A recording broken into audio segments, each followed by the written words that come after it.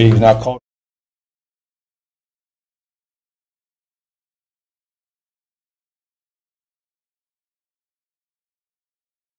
498 Woolen Mill Road.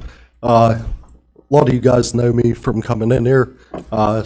Haven't made it in probably 4 or 5 months, but been busy with life and other things. But I still follow everything you guys do, and I wanted to come and give you credit for some of the stuff I've seen over the last few months. I know back in either October or November, Steve and Eddie, you guys met with DOH District 5. Thank you guys for doing that. Thank you for taking the concerns, of you guys as the county view, but also taking the concerns that you hear from the residents, bringing up stuff like turn lanes, like, is the formula you use with your traffic studies the same formula that you use in a high growth area? But mostly getting our concerns at least heard to them. That's what we can ask from you, and you guys did that, so I thank you for that. Another thing, HD, I know that you work with the Roundhouse and Main Street, Martinsburg, and all that. Me and my wife have attended a few of the Main Street Martinsburg events, as well as the Christmas vendor exhibit at the Roundhouse. I think those are all great things, and it's what to continue the growth in Berkeley County and Martinsburg, especially downtown. It's great to have events like that to bring people there. I mean, I going down there have learned of different stores, shops, whatever, bakeries, restaurants that I would have known of unless I went to an event like that. So I think that's good for the community. So thank you for your work with that. The other thing I wanted to bring up was you guys had a meeting beginning of December with the commissioners from Morgan County, Jefferson County, and our legislators. And one of the big things was you asked them to give us the opportunity to put on a referendum for the 1% sales tax or excise tax, whatever you want to call it. And I read that 2 of our delegates, Delegate Kump and Delegate Anders, are against any new taxes. And, from my point of view, my first question is, if you don't understand why these commissioners are asking for that, why in the hell are you a delegate? Because your job is to represent us, our county, and our needs of the people and you guys. So, from my standpoint, we're down 2 people this whole 2 years. They don't understand what's going on in the Eastern Panhandle. Obviously, if you don't understand that the state government invests all the money wherever, they don't invest enough money in the Eastern Panhandle that could be a generator to finally turn the state around. We've lost population for 70 years. Why is that? Because we had a great state government? No, because they sucked for 70 years. The majority of the state government sucked at what they do, and that's why the people of West Virginia lose. We can't bring people here. We can't bring more money in. Like I said before, our government runs a 19th century government in the 21st century. We need to change that. We need to change that so that we can be successful here and that we can be successful for all the people of West Virginia. It does no good. So for these 2 delegates, I'm going to give them homework. For the next 2 years, I want them to do an audit of all the state and federal money from the past 10 years and go to every single West Virginia county, and you look at that and you tell me why these guys in our commission are asking for this 1% tax. Because the money is not invested in the Eastern Panhandle. and that needs to change. One other thing, I know that we got a new Secretary of Transportation. I was just wondering if they ever gave you an update or a timeline on finishing our I-81 and Apple Harvest Drive Cluster F. You guys deserve that. It's been for years. The people in Berkeley County deserve that. There is no reason that a state-run project can't tell you what is going on and a firm date. They are failing all of us by not answering that question. The one other thing I would like to say is I know you guys been doing a little bit with the TIF districts. I'm glad that you guys, got that approved a couple years ago, and hopefully we can push along with more of that. And, it's hard not to bash on the state, but, everything they do is wrong. So you get the personal tax rebate on your taxes this year. They send you a form out to tell you you're getting it, but when you go online, you can't even file your taxes because they don't even have the form that you have to submit with it to get your refund. It is ridiculous that our state government fails us on every level, and we keep electing failures over and over again. The only way West Virginia is going to change is if the people of West Virginia vote everybody out and start over. Another example would be our governor turned U.S. Senator. Corey, I'm going to need you to wrap this up. Okay. Please. I'm just saying, what did he do for us? All we heard was surplus, surplus, surplus. Guess what? 400 mil in the hole. Thanks a lot, Jim. Thanks a lot. Thank you guys for your time, and I will see you in the near future. Thank you, sir. Okay, need a motion to approve the agenda. So moved. Second? Been properly moved and seconded. Any further discussion? Our 6-page agenda. I want to Our 6-page agenda. All in favor say aye. Aye. Aye. Ayes have it. Those opposed? Thank you. Purchase order log. Are there any questions on the purchase order log for Tracy today?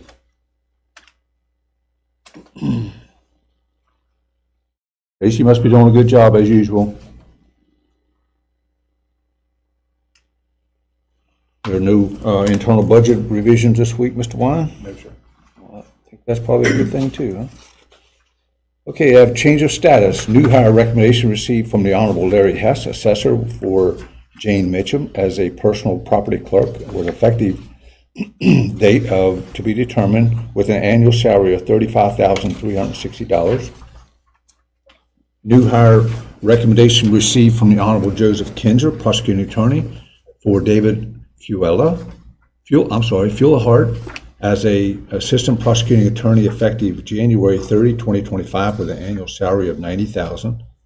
New hire recommendation received from Tim Zaya, Community Corrections Director, for Susan Clark as a DRC Therapist 3 effective March 3rd, 2025 with an annual salary of $76,000.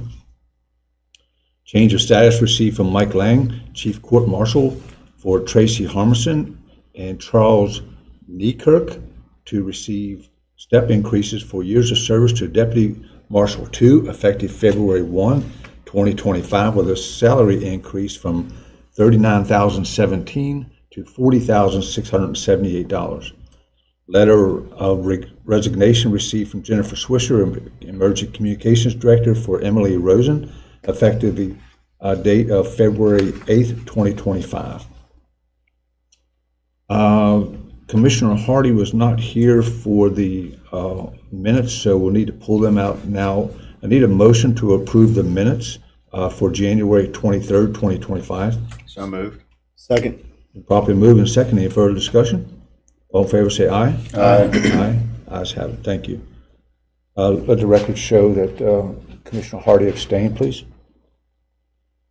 Okay, request for to apply for fiscal year 26 Justice Reinvestment Initiative Treatment Supervision Grant.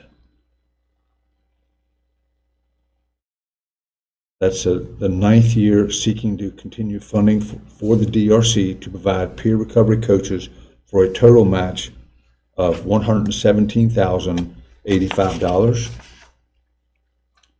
There was a request to apply for fiscal year 26 West Virginia Community Corrections Grant Program.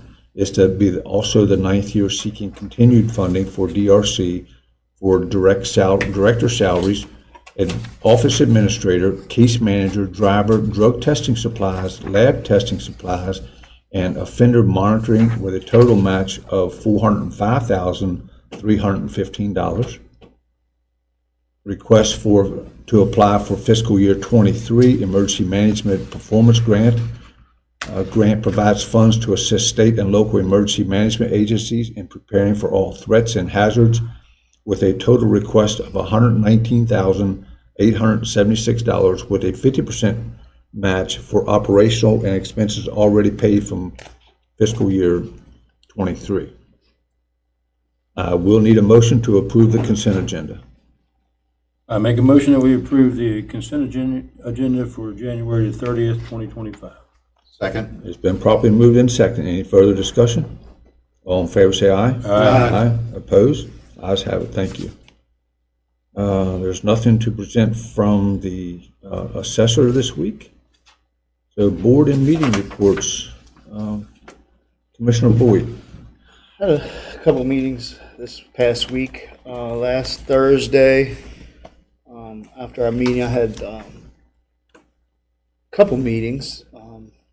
Had one meeting with the Shenandoah Battlefields Commission, or I think that's what they're called. We talked to them about possible partnership with some things with the museum, and then getting some things possibly moved in legislation to get some money, and also then went on to the museum board meeting that evening, which was kind of long, but I think it was productive. Battlefield's Foundation joined us there at that meeting as well. And we talked about moving forward to put together something to help to try to restore the courthouse on Queen and King, and maybe get into a partnership with them possibly in the future. The museum board passed unanimous motion to move forward with discussions with that. They also passed a motion to move forward to work towards getting temporary housing for the Norwalk car, and also passed the motion to go into further discussion and possibly get drawings and estimates for future museum at the East Roundhouse. So, good meeting, kind of long, but Got a lot going on there. a lot going on there. Yeah. So, a lot of initial talks, nothing, solid, but we're hoping, there's they put in their budget presentation last week as well, and so that. Then last night I had the committee meeting with the Roundhouse event planning. A lot of events coming up here in the near future. Got the Bunker Hill Train Club doing their big event there. They're talking about fundraiser dinners, some other things. You also have the opening of the Farmers Market and Heritage Days there, April 19th. And then the week after, I believe, May 17th on the Heritage Fair. Jackson's Raid, May 17th, the kickoff of the Farmers Market, April 19th. We did meet with Kent Lionheart down at the Capitol during inauguration. He agreed to get us the soil trailer for educational purposes at the opening of Farmers Market this year. And a lot going on there too. Home show coming up there here in March as well. So several things going on down there. Very good. Thank you, sir. Commissioner Hardy. First of all, let me apologize for missing last week's meetings, but you guys would not have wanted me here. I was down bad and recovering and feeling much better. I did make 2 meetings this week. I had a health board of health meeting, and it was a joint meeting with Berkeley and Morgan, and it was virtual.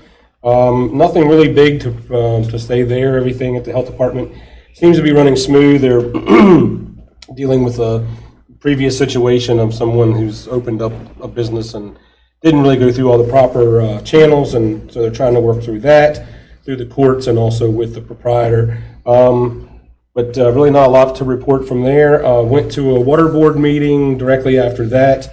That board runs very efficient. First one I'd been to, they had a copy of their proposed budget, or basically what their revenues were projected to be and where they were on their projections. Their budget looked very good. I mean, they were right in about 51% of their projected spending, which is really good for this time of year. So, but all in all, my first meeting at the water board, it was very well run. It was very informative, and I look forward to being more involved with that board. Yeah, and they were glad to have you, just so you know. Thank you. Commissioner Whitaker. I had no meetings to report on, but we did attend, three of us did attend the ribbon cutting for the Apollo Theater marquee. It was a long time coming, but The wind didn't blow it off yet. nope, wind, it sustained the winds, and I think it's A good sign. it is a beautiful addition to that property. They say it was blowing just like it was the day it fell down. That's all I had. Very good, thank you. Commissioner Kelly. Yes, sir. Last Thursday after our meeting, as HD mentioned, he and I met with Shenandoah Valley Battlefield staff, Kevin Walker and Jack Owens, and then Summer Barrett joined us, and Matt Umstead was sitting in on the meeting as well. But we had Summer there at the request of the Battlefield folks. In the state of Virginia, the Virginia legislature earmarks money each year for the battlefield purchases and improvements on battlefield sites. So the hope is to create a state funding source. And after speaking for an hour or so and thinking about it, we think the best pursuit, which we're going to attempt, is to get it through the Department of Tourism and get Chelsea involved in it. So instead of creating a new line item for the state budget, it would actually go through tourism, and hopefully they could create a line item within their own budget, which we think would be the best possibility. The hope is to ask for $1 million for the first year and hopefully get $500,000. But even if, we felt if we don't get anything, if the line item is created within tourism, and we certainly would think that tourism would be a big player in this, and that's our hope. After that meeting, I had an ambulance authority meeting last Thursday evening as well. So far, we have received 2 new ambulances, one in November and one in October last fall. We have 7 more that's coming between now and June. 7 more new ones, okay? 2 are going to be remounts, and the other 5 are going to be new ambulances. To give you a cost idea, each remount's about $200,000 a piece. The new ones are $300,000 a piece. But then once you get those, it costs an additional almost $100,000 to equip them fully to be ready for use. So some of these ambulances have been ordered 3 years ago, 2 years ago. So they're finally all coming within the next 5 months. We should have 7 more new ambulances and be in great shape. Steve, can you explain what a remount is? They take the chassis and everything and reuse it, and they replace the chassis and all, but they reuse the box that's on it with the actual. The chassis wears out over. Each ambulance that's busy, John, averages about 20,000 miles a year. So you can see the life expectancy. 20,000 hard miles. Hard miles a year. Yeah. So. After the ambulance authority meeting, I did, because Kevin and the Battlefield folks were there, I went to the museum board, sat in on that, and wanted to support the Battlefield guys with the idea of working with the museum board. I will say this, I was very impressed with the museum board. The knowledge of those 10 members on that board is phenomenal. I wish we had money to give them more than, obviously they need a lot, But I think we're headed in the right direction, and I was, like I say again, impressed with that board and their attitude and their goal is, one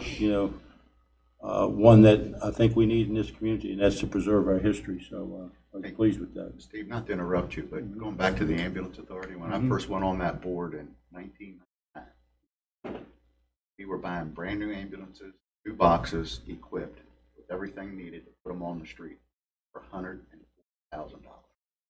And this is 25 years later.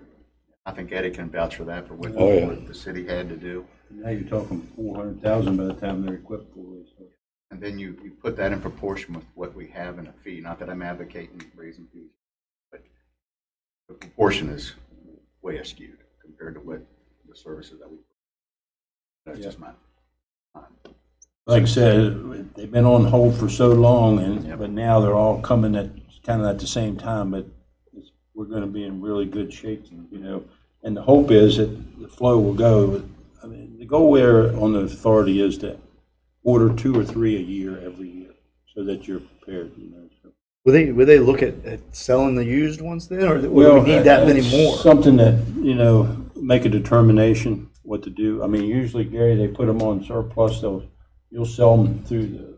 So there's multiple avenues and multiple thought processes with that. Sometimes they've offered to struggling agencies in West Virginia that they may in-kind something to.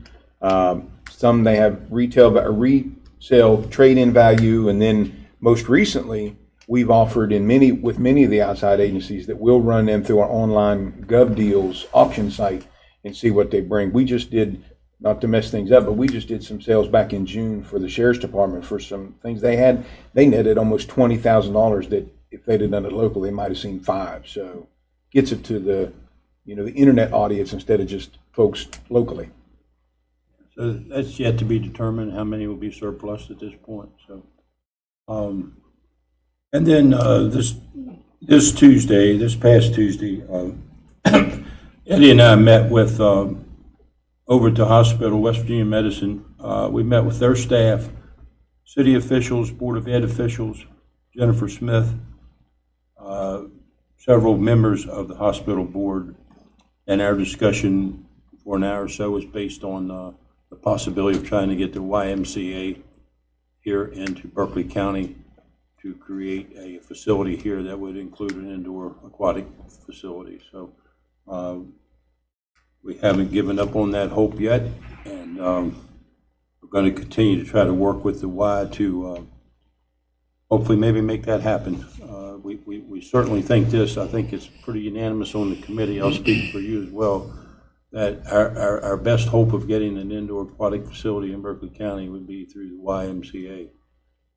If we try to do it on our own, I don't know that would ever happen in my lifetime, for certainly in most of our Are lifetime. talks still going on with it? 'Cause I know last year was pretty heavy, but I didn't hear much about it. It was kind of quiet there for a while, but now it's starting to. The hospital has a new administrator, and we met him, and he seems to be on board. I'll be honest with you, the hospital's after child care, like a lot of places are in Berkeley County, which is needed, and the Y can possibly provide that as well. But obviously, the rest of the community would like to see an indoor aquatic facility. So, very interesting meeting, and we'll continue discussions in that respect. So, thank you, sir. Yes, sir. Thank you. Well, let's see, Gary and I met with Chief Magistrate Scholl last Thursday after our meeting. We're always trying to figure out a way to cut down our jail bill. So we had a real good discussion with him about some opportunities perhaps in the future. And of course, you may or not be aware of it, we meet with the judge monthly. And just, part of our discussion is always, what's going on within that facility as far as security, how can we get the efficiencies out of the buildings, and just have a good working relationship with them. And of course, all of our discussion eventually comes back to the jail bill that we're constantly battling. And also Thursday evening, Chad, Gary, and myself, along with Chief Roberts, met with all the volunteer fire chiefs to discuss the new MOUs that will have to be done to accommodate the 24-hour staffing. I had several meetings this past week with the Development Authority. One was on property management, just looking at all their maintenance contracts that they have, things that need to be done to those two buildings that they own there on Foxcroft Avenue. Government Affairs and Infrastructure had the director of the water and the sewer in for discussion and for them to give updates on their, of course, the city has, the water district has a lot of projects going on with the upgrade to the river plant and the new plant in Bunker Hill, plus 2 new storage tanks, one of which will be near the Clorox facility. And we're hoping that that will be the one, that's the one that's planned to be able to provide water to the west side of the interstate to accompany that 256 acres that's there. And also, the discussion about the gas line that comes down through Pennsylvania into Morgan County and across, and then of course it's got to come under the river. But they expected that, and into Berkeley County, they expect that to be hopefully completed in July. This Saturday, Chad and I attended a banquet with Berkeley County Fire, so I want to congratulate them on a nice evening, and also those firemen that received the accommodations from the chief. That was nice.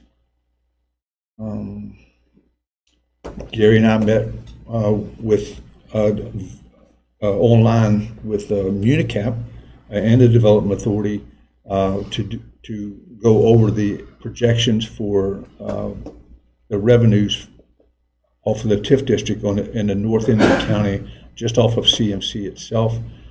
They were able to get some projections, and of course, state tax office, will be the ones that make those final determinations of the values. Had a second meeting with the Development Authority. Most of it is an executive session dealing on new projects that want to locate here. And of course, as Steve mentioned, the YMCA and the ribbon cutting yesterday with the Apollo. That was really a beautiful marquee that's been placed there.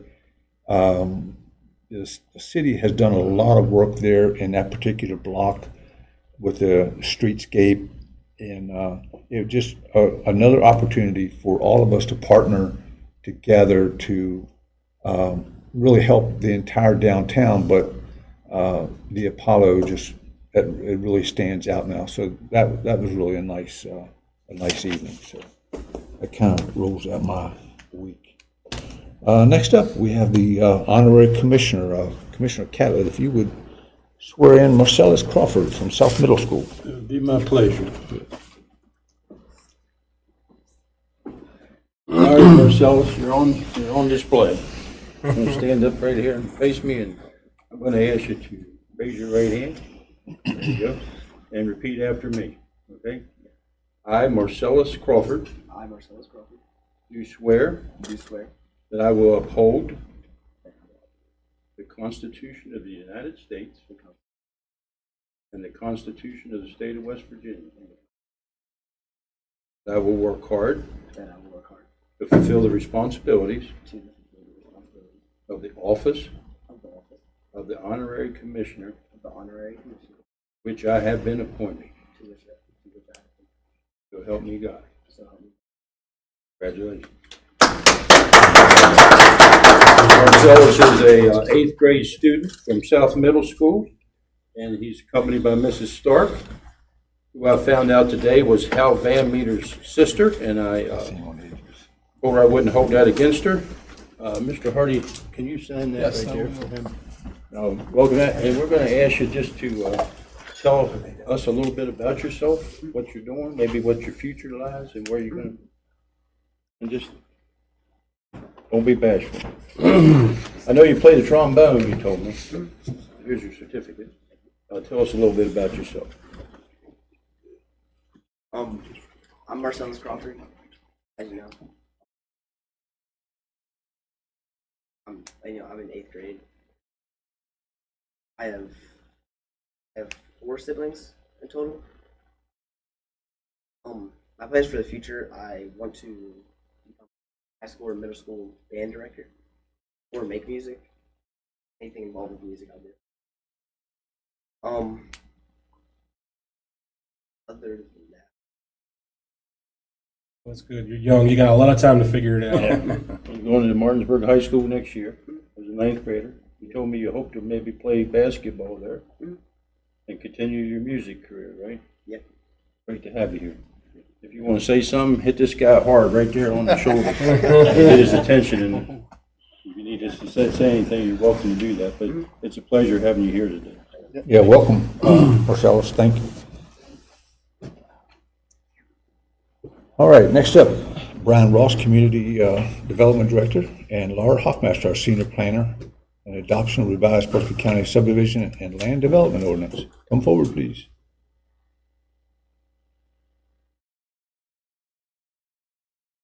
Good morning. Is there anything additional that you'd like to add with this morning before we consider the vote? No? Everything was discussed. Update. Right.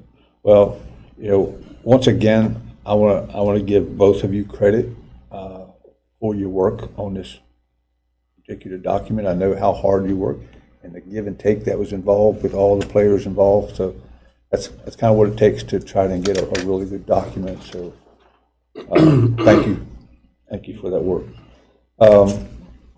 Commission members, I'm going to need a motion to adopt the revised Berkeley County Subdivision Land Development Ordinance. So moved.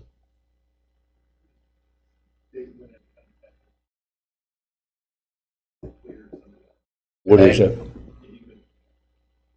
Okay. I'll second the motion. Okay. It's been properly moved and second. Any further discussion? Do we need to clarify that it will become effective today, January 30th, 2025? Yes, sir. You'll put that in the motion. Okay. It's been moved and second to adopt the revised Berkeley County Subdivision Land Ordinance Development Ordinance effective January 30, 2025. All in favor say aye. Aye. Aye. Opposed? Ayes have it. Thank you very much. Now, Anthony, I'll ask you to come up when we speak about the comprehensive plan. Just on next steps. So the Planning Commission has recommended a comprehensive plan. So now it comes to you, and that's what they're presenting, the new plan to you. So the next steps would be within 90 days, this body has to act on that. It can adopt the new comp plan, it can amend the new comp plan, or it can reject it. If you amend or reject it, then it goes back to the Planning Commission for further review. You have to have a public hearing. You set out a 15-day notice, so you have to have notice published 15 days before the public hearing on this updated plan. That's kind of where things are. Of course, the commission's aware that the reason for this is the under the Local Powers Act, it requires comprehensive plan updates every 5 years rather than every 10 years to impose any sort of fees under that act, including an impact fee.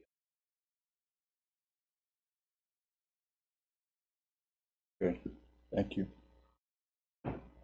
Brian or Laura, you have anything you'd like to add on that? Walk them through a little bit of all the effort involved, Laura, so they understand.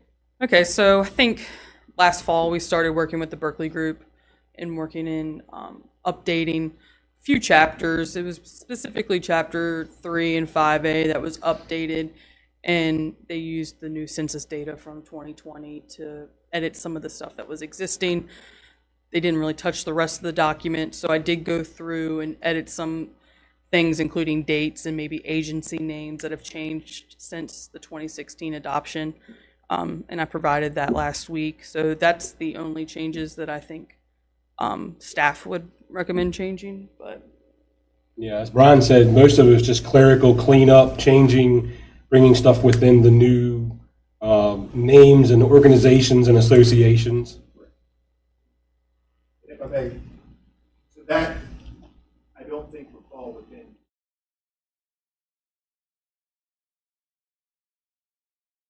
It's not really changing the plan. Very good. Substance wasn't changed at all. Right. Very good. Thank you. Thank you.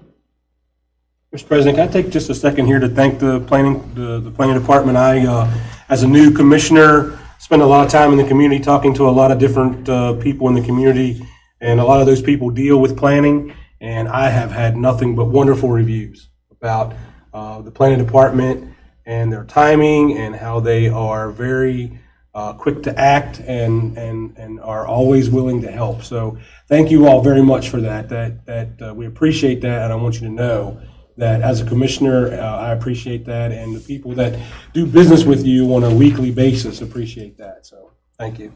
Thank you, sir. Anthony, would the next step to be to motion to set the public hearing date? Yes, so set the public hearing date. That is 15 days prior to it. After that hearing, you can. Very good. Okay, need a motion to adopt the comprehensive plan as presented. Put in a, can't adopt the plan. Yeah. You need to set a public hearing. Yeah, we're going to set the public hearing I'm now. sorry. Set the public hearing. Today's the 30th. And set it for 27th or the, I'm sorry, Just needs to be 15 days. Penny, your schedule Six. gets really busy in March 6th. March. March 6th? Yeah, you're not here in Charleston. What, do we have it, The 27th is too soon. You have to publish 50 of February. February? No, No. you have to 15 days. That's a Thursday. yeah, That's the day you're going to do the budget workshop. We could do, Mr. President, would you want to do a public hearing in front of the budget workshop on that day? That's going to be probably a full day.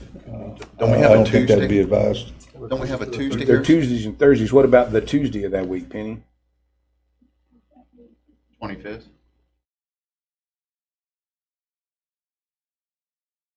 That's totally clear because you're nothing scheduled. You could have Your it. review stops on the 18th, and possibly the 20th. You have nothing scheduled for 20th.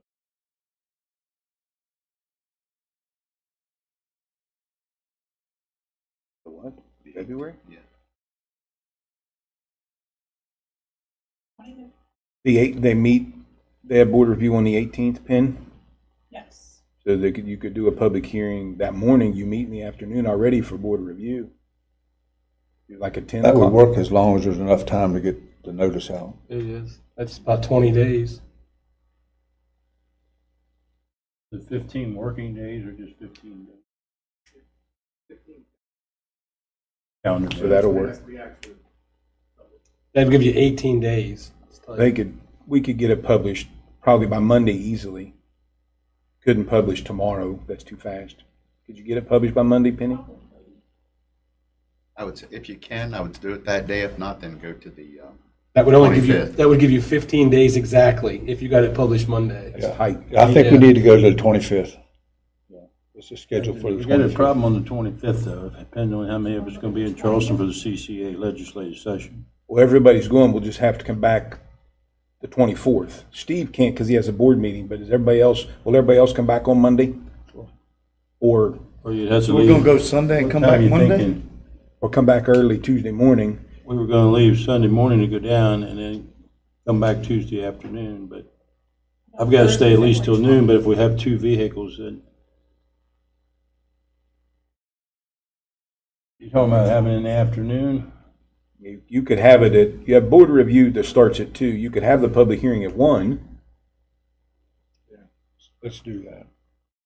What date was If you that? wanted to, you could even That's the leave Charleston. 25th of February you're talking about. 25th of February, you don't have any board review. But that's the tentative. Oh, okay. It's there. Okay. Or you could do Thursday, 20th. when we get back, we could just come right on in. Or you can't do it the 27th. That's the budget workshop. That 20th. 20th. Do we have any budget stuff scheduled I on the? don't think so. I think I have all the budgets finished on the 18th.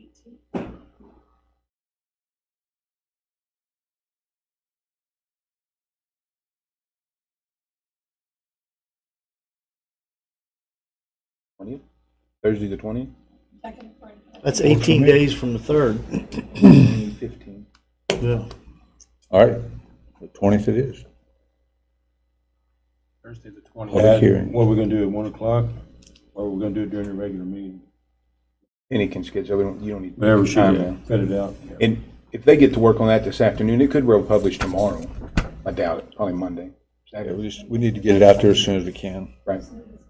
We'll make sure, in the event we run into issues with the calendar, we'll come back next week. Very good. All right, get that settled, right? Yes, sir. Next up, Chad Weinbrenner, Deputy County Administrator, on retiree PEI contribution policy. Morning, Chad. Morning. Good morning.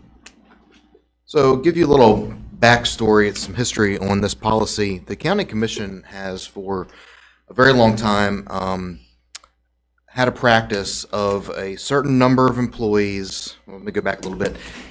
In the 90s, for a brief period of time, the county had PEIA for its insurance provider.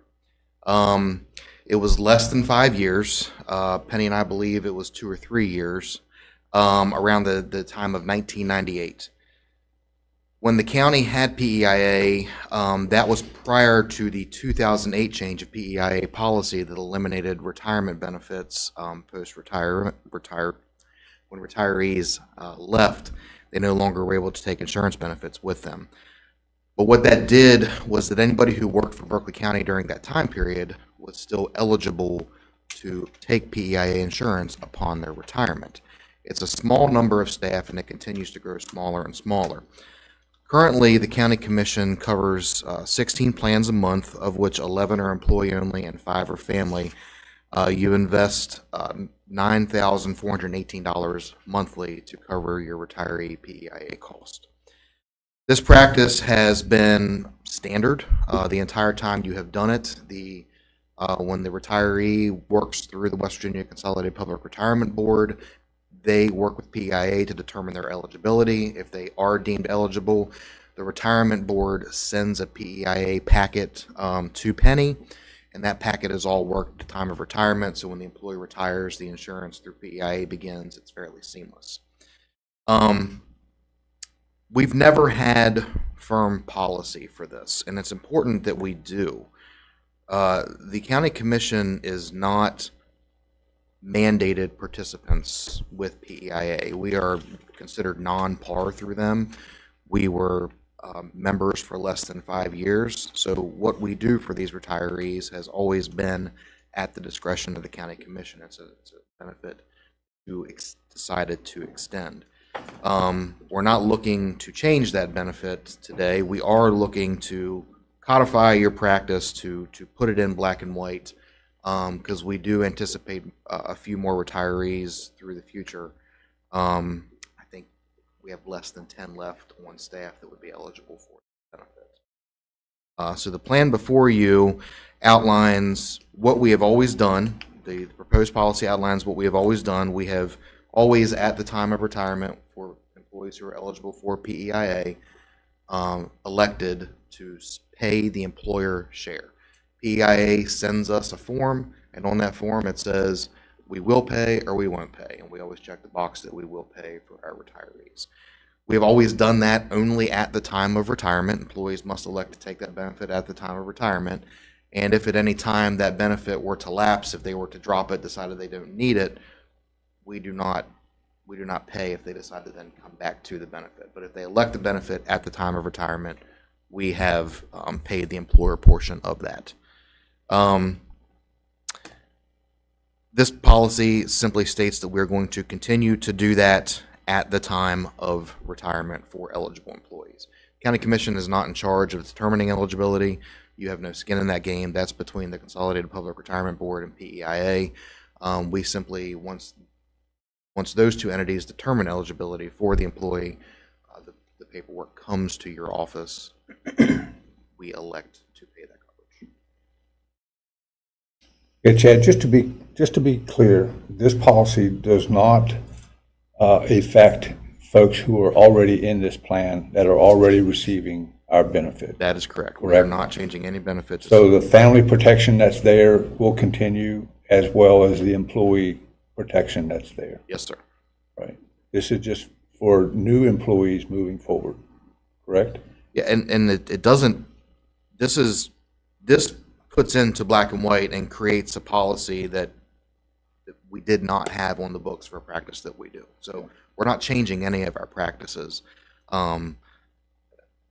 This is simply giving us that document to reference. Very good. Mr. President, may I offer? Sure, please. So to that point and to that statement, there is not a recommendation for change. I would offer to you that currently you contribute $10,000 per employee for their benefit plan as they are your employee. That does not cover their family. That will cover them. However, on retirement, if they're eligible, you are in fact paying for their family coverage. So I would offer that you don't have comparable options in this process. So it's almost a better deal to retire if you're eligible, because you get contributions from the employer to cover you and your family. However, as you all know, it's a $3.4 million option for you to provide the health care plan that you have now out of your coffers as in the budgets that you have. So you do have a difference. It's not a standard. So while they are employed, you contribute enough for them to cover themselves in some options, but you don't help. There's not enough money in your contribution to cover the family plan. But in this instance, you do. So something to consider for purposes of equality. If you choose to continue the practice that you have forever, maybe you look at the option where you only cover the employee, your contribution for the employee, and if they want to do family. I'm not talking about changing anything that exists now, just moving forward. Something to consider. So right now, we only have 10 of these employees. 16. You have 16 that we're on the paying plan. for, and we have less than 10 left with the county who would qualify for the benefit. And will there be a time where we would work ourselves out of this, or we will continue to hire new After employees? 2008, you're not eligible. So if Okay. you weren't an employee 2008 or before. So eventually this will Go away. Right. We're just trying to figure out what we're going to do until then. Well, you're actually trying to codify what you've been doing in writing, so there's no question, right? It needs to be in writing in policy from this body. So what's in front of you is absolutely what you've done historically, no change, just putting it in writing.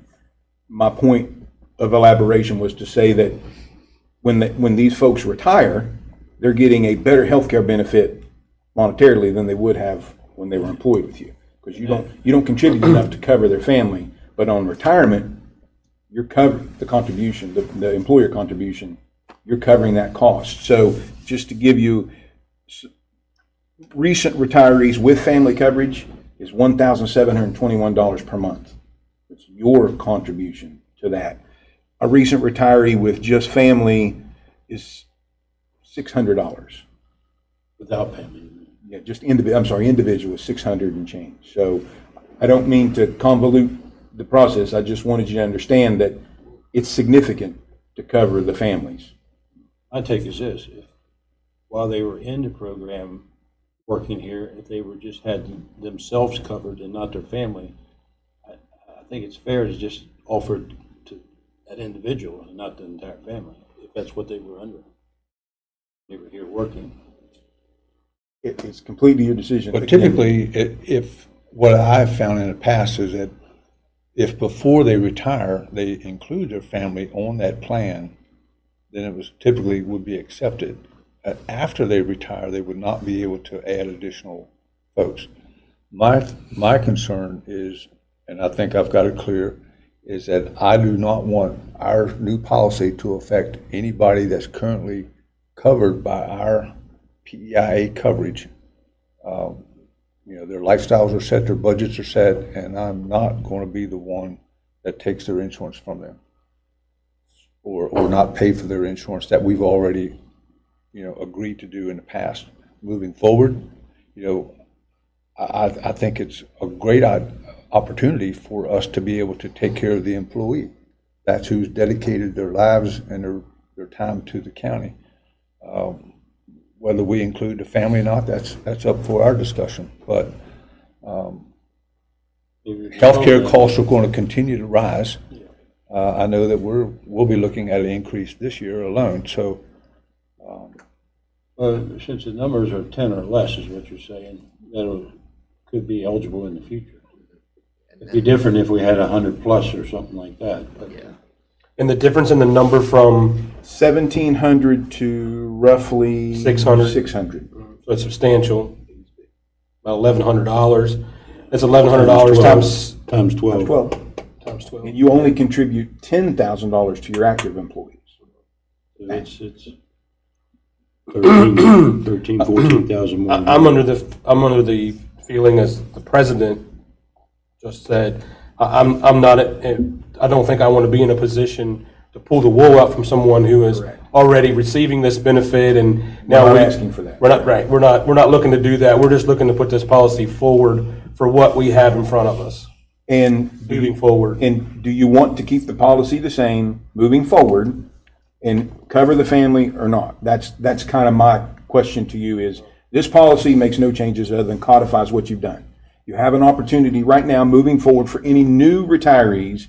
Do you want to cover them and their families when they retire? Or would you like to just cover them as you do when they're on your payroll? Right. That's kind of the only question, and I threw it out there, I'm sorry. But the county was only in this program for 5 years? Less than 5 years. Less than And- 5 years? Yeah, and to qualify for it, the employee had to have worked here when the program, they had to have been participants, which is at least as far back as 1998. Don't have a lot of folks left. They get this coverage for the rest of their Yes, lives? sir. As well do their spouses if the employee passes. yeah, I'm in favor, just like we currently do today. We offer basically free health care for our employees. And then if they want to add their families, that's at their additional cost, in which we increased those fees 3 or 4 years ago. We increased from $8,000 our contribution to $10,000 to help offset some of those costs on the family coverage, to be able to assist our employees with the family coverage. Personally, moving forward, I don't feel that I can support including the family on our insurance, PEI folks that are left.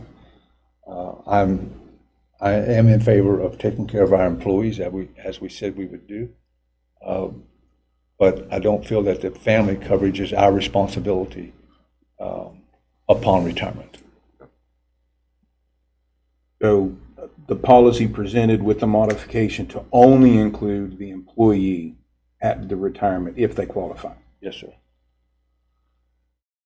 You're looking for a motion and with Chad to make the Well, changes? I would like to get other discussion. I concur. I believe that. That's the point I was making. I thought that if that's all they have is individual coverage when they left that program, then certainly that's what they get. But now if they had family coverage at that time, it may be a different story. I don't know. But if they had family coverage, sir, they would have paid for it, not you. They would pay for it, not the county. That is So- correct. So we're fulfilling the employee responsibility totally. It is completely your, and you don't have to do any of this. Understand, this is the county commission choice to We're just provide. codifying what we have been doing. That is absolutely correct. Absolutely correct. Well, and some of the, those benefits, that the county has tried to provide, were a lot of times in lieu of pay raises, they made them a nice package as far as Benefits. their insurance. So, I don't want to hurt that. I don't want to do anything that's going to be detrimental to our employee. But at the same time, with the rising cost of health care, I find it difficult to include the family coverage once they retire. I agree. So I will need a motion to that effect if you agree with that. So I'll make the motion to codify and move forward with the proposal that is before us. And I would with, say- with the change of, to only include the employee at retirement if they're eligible. Yes, with including the employee only at the time of retirement. And I would second that motion. Been properly moved and second. Any further discussion? All in favor, say aye. Aye. Aye. Opposed? Ayes have it. Thank you, Chair. Thank you. Okay, we're at almost right on the money for a break, so we'll be back at 10:45. Get it ready.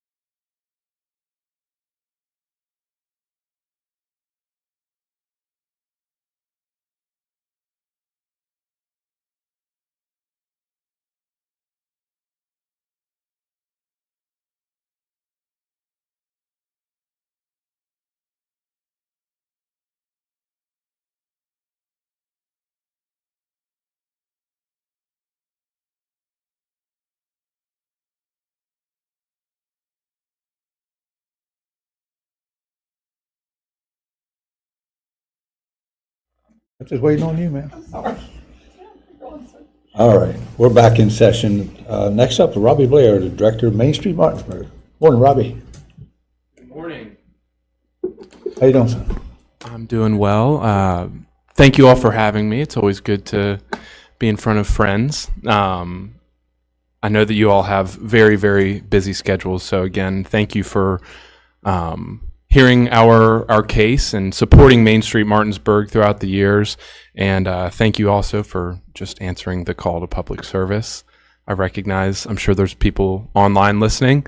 I recognize there's probably never been a harder time to be a public servant. So I appreciate what you all do for our community. And I'm going to read a written overall about Main Street really quickly. At Main Street Martinsburg, it's our mission to ensure Main Street Martinsburg Historic District continues to be the heart of our community, and our organization operates as a collaboration of dedicated volunteers, business and property owners, concerned citizens, as well as local governments working together to promote and enhance the economic strength of downtown Martinsburg. We want to protect our downtown's heritage and history while encouraging a diverse and robust economic ecosystem. And really quickly on 2024, we were really lucky to continue, despite some weather and other issues, maintain our marquee events with an estimated over 40,000 visitors at those events. We say estimated because we only have data on non-Martinsburg residents. So when you take into account the locals that come to the events, we estimate that number is much, much higher. We hosted 9 ribbon cutting ceremonies, organized cleanup days for our downtown, gave over 600 backpacks to local children in need, hosted 7 free summer concert series, aided 8 free children's summer concert series, worked with Main Street America in our nation's capital to advocate Congress for improvements on rural historic tax credit legislation, as well as improvements to the Community Development Block Grant, which in Martinsburg is used in multiple ways to help low and moderate income communities. And last year, in collaboration with the City of Martinsburg and the CVB, we launched our Ambassador Program, which hosted over 30 small impact events, bridging the gap between businesses, residents, visitors alike to visit and engage our downtown community. These events included business crawls, free history tours, free exercise classes, and walking groups on the Frog Hollow Trail, which we hope to continue with raised grant funds onto the county bike trail and all the way through town. And as you can see with the financial statements that we've provided, every event served as a fundraiser and is self-sustaining. We aim to give attendees of our festivals the best experience while visiting our downtown, while also promoting the existing businesses that have chosen to locate their operation downtown, all while trying to raise funds for Main Street Martinsburg to continue its efforts in making downtown as vibrant as it can be. The support of the City of Martinsburg and the Berkeley County Commission is absolutely vital in ensuring that we carry out our mission, not just for our organization's sake, but for downtown businesses, downtown residents, and our county at large. We want Martinsburg to continue to be the center for dining, shopping, and enjoyment for our region. Once again, as you see, our administrative budget took some hits last year as we saw a dip in several different areas of income. However, we are still happy to report that in 2024, we finished in the green, and with your governing body's support and the requested funds, it will allow us to retain staff, which is critical to our organization's efforts, meet our required benchmarks to maintain status with Main Street America, and increase our efforts in the 4-point approach that Main Street America has charted in economic vitality and business retention, design and beautification of our downtown, the organization of our overall nonprofit, and the promotion of our downtown. So, any questions, I'd be happy to answer. I also have several board members as well as Raven, our other staff member here. So yeah, thank you. Thank you, Robbie. I don't think anybody can challenge the success, in particular, of Main Street, especially when you have your main events downtown. If anybody ever has an outdoor event, check with Robbie on the weather. He seems to hit them spot on. So, but I know there's a lot of work and planning that goes into that. And you guys, it's fun. It's fun to come downtown during those events and, take part in the day. So, Thank you. but have any questions or comments they'd like to make? No, just thank you for all you do. Me and my wife come to most of your events, and we really enjoy ourselves, so especially the food trucks. Well, thank you. And the beer truck for you, Joe. Let's be honest here. I don't even drink, Steve. We appreciate what you do, Robbie. You do a great job. Thank you. Thank you what you do for our community. Yeah, and just like yesterday, I know that wasn't particularly your event, but you and your staff were there to assist in rolling out the marquee for the Apollo, and Sure. that's just another piece of the puzzle, to hopefully help downtown continue to thrive. So, Yeah, we believe that thriving downtown community is really vital to the growth and sustainability of the overall county and region. Obviously here, but all across the country. A lot of studies show that healthy downtowns are healthy broader regions, and especially in a rural community like ours, it's very, very important that we don't lose sight of how important a commercial district downtown is to not just the economic sustainability, but the overall, I think, health, both mentally and physically, of our citizens. So again, I appreciate knowing that our county commission and county administrative staff understand that and appreciate the role that a downtown plays in the overall puzzle of a community. Your office is still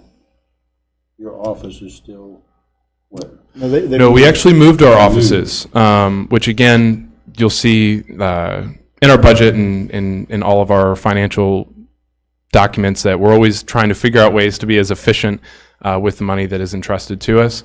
The city of Martinsburg offered a much more affordable option for us at the Caperton train station, and I think it's a better fit for us for several reasons. We're in a building now with only nonprofits, so it's people that really our paths cross in different ways. Farmland protection being there, in the Eastern West Virginia Community Foundation, but it's good to be in there with like-minded folks, and to be in a historic building downtown that is a publicly maintained building. It's a great opportunity. We have our Main Street America gathering this year is in Philadelphia, which is the first time I haven't had to take a plane to get to the national gathering. I'm really excited. I'll be able to leave my office, take maybe under 100 steps, hop on the train, and go down to DC and then up to Philadelphia. Won't have to hop into a car or a plane at all. It's great. okay. Thank you, sir. Yeah. Yep. Have a great day. Thank you. And if you all have any other further questions, please just reach out to our office. Be happy to How long answer have you been anything. there? At the train station? Yeah. Since the first of the year. Just as you say, it was recent. Yes. You just Month ago. moved, yeah. Yep. Since the first of the year. Suite 5. Thank you, Robert. Thank you. Thank you. Okay, next up is Maria Lawrenson, Development Director of Hospice of the Panhandle. Good morning. Good morning, gentlemen. How are you today? Doing well, Used thank you. that term mostly, didn't you? Good. I have some handouts. Unfortunately, I have no cookies. That's okay. We're without a chef. No, we're good. And the new chef starts Monday. So you got nothing Right. except me today. That's all right. That's fine. Thank you. Thank you.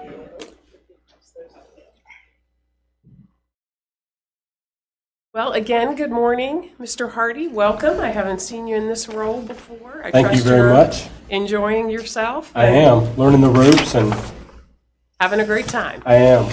Okay, excellent. Well, gentlemen and Penny, thank you so much for the opportunity. I'm here again to speak on behalf of Hospice of the Panhandle, where I've been for 17 years, which is hard even to imagine that I've been there that long. Someone said to me, that long? And I said, I know.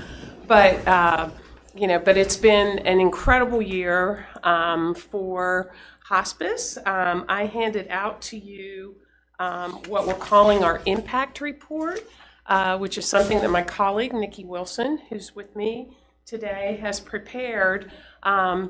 Years and years ago, we used to do an annual report, like a lot of folks do, and page after page of data, which is important, and we have, but decided to put it in a much more concise form, kind of a little snapshot about what we did, how many people we served in both of our programs. I think everyone on this panel has had some experience with Hospice Panhandle. Some of you more intimately than others. You know what we do. We take care of patients in the final months of their lives. Basically, the diagnosis is according to Medicare guidelines. If a patient were to have 6 months or less to live based on the usual trajectory of the illness, then they are eligible for hospice care.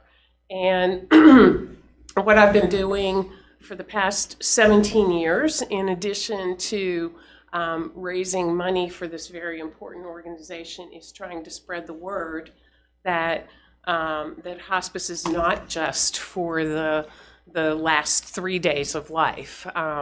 We produced, actually our chief clinical officer produced an article that was in the journal just last Monday about former President Jimmy Carter's journey, and he had a time in a hospice, a nonprofit hospice in Georgia, where he spent his last 2 years, nearly 2 years of his life. So that's the message that we try to send to our community, that that while your days may be fewer, but we can make sure that they are comfortable, and that your lifestyle, while it may be diminished in the way that you have always lived your life in the past, it doesn't have to be those last 3 days. You don't have to be bedbound, you don't have to be homebound, but unfortunately, that is what a lot of our patients do, because they call us too late. Those of you who have had the experience know that, that one of our messages is just to call us sooner, because we think that we can help sooner. We can get into a family member's home and provide the care that we know that we are very good at. Not to diminish anything that our hospitals or nursing homes do, but I always tell people that, if you have high blood pressure or a cardiac issue, you go to a specialist, you go to a cardiologist, you go to someone who specializes in all things of the heart. So why wouldn't you, at the end of life, come to a specialist who understands how to do that? And that's what Hospice of the Panhandle does. This spring, we will be celebrating 45 years of care in this community. We started as an all-volunteer organization in 1980, and I'm happy to report that 45 years later, we have 160 volunteers who work with us in a variety of capacities, doing everything from sitting at the bedside of a patient to helping us stuff marketing folders to just running the gamut. Our volunteers are stupendous. Last year, you can see on your report, we served more than 1,300 patients. And while we do serve 4 counties, Berkeley, Morgan, Jefferson, Hampshire, the bulk of those patients are from Berkeley County. In addition to the home care services we offer, I know many of you are familiar with our inpatient facility. Last spring, we celebrated 10 years there. We've cared for over 5,000 patients in those 10 years.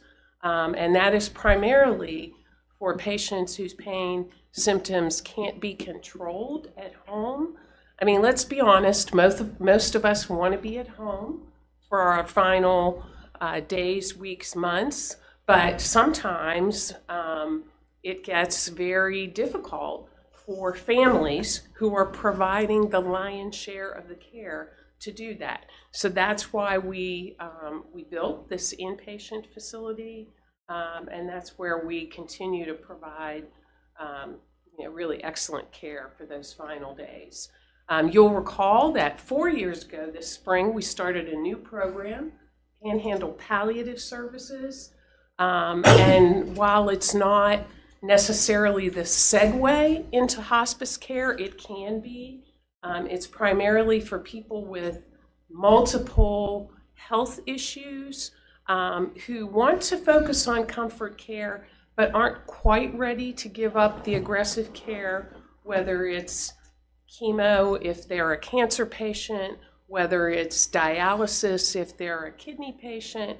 So what Panhandle Palliative Services does is really focuses on the comfort aspect. We have 2 full-time nurse practitioners who, not unlike our nurses who visit hospice patients, they visit palliative care patients, and sometimes they just help manage the whole array of medications and symptoms that people may have in those final months. And what we have found with Panhandle Palliative Services is people are much more likely, because it falls under our umbrella, people are much more likely then to call hospice a little bit sooner because they already sort of are under that first, sort of piece of the umbrella with Panhandle Palliative Services. I'm happy to report while we provide that service in Berkeley and Jefferson now, we are in the throes of hiring a nurse practitioner for Hampshire and Morgan counties, which is a little more difficult. Because as you can imagine, a lot of travel. Most of the time, we think that if we find an NP, it will be somebody from that region. So we're working very diligently to do that.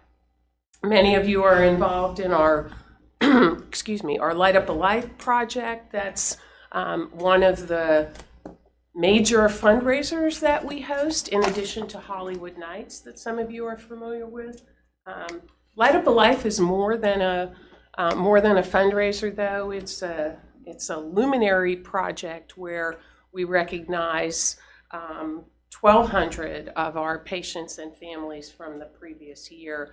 If you've been down to our campus that first weekend in December, lights just illuminate the whole campus. Everything's dark except for these 1,200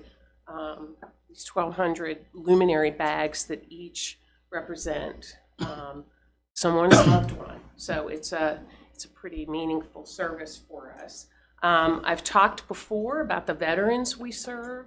25% of our patient population is veterans. West Virginia has a very high population density of people who have served in the armed forces, and being so close to the VA center, we partner with them very well. We do particular services. We do a little veterans recognition. If the patient is interested or the family is interested, we'll go into every home and present the patient with a certificate and a little pin. Also very meaningful ceremony. So that's really it in a nutshell. I always forget. I'm always glad that Nikki puts the grief counseling piece on here. One of the things that many people don't realize is that our grief services, bereavement, is open to the entire community, whether a family has endured a hospice loss or not. So we work very closely with the school system if they need counselors. I can think of one particular sudden death that happened as a result of a car accident. The person was fairly prominent, had worked in the community, and that office called us and said, can you come in here The person was at work on Friday and was not there on Monday. So we're able to do that kind of counseling through grief support. So what questions do you have?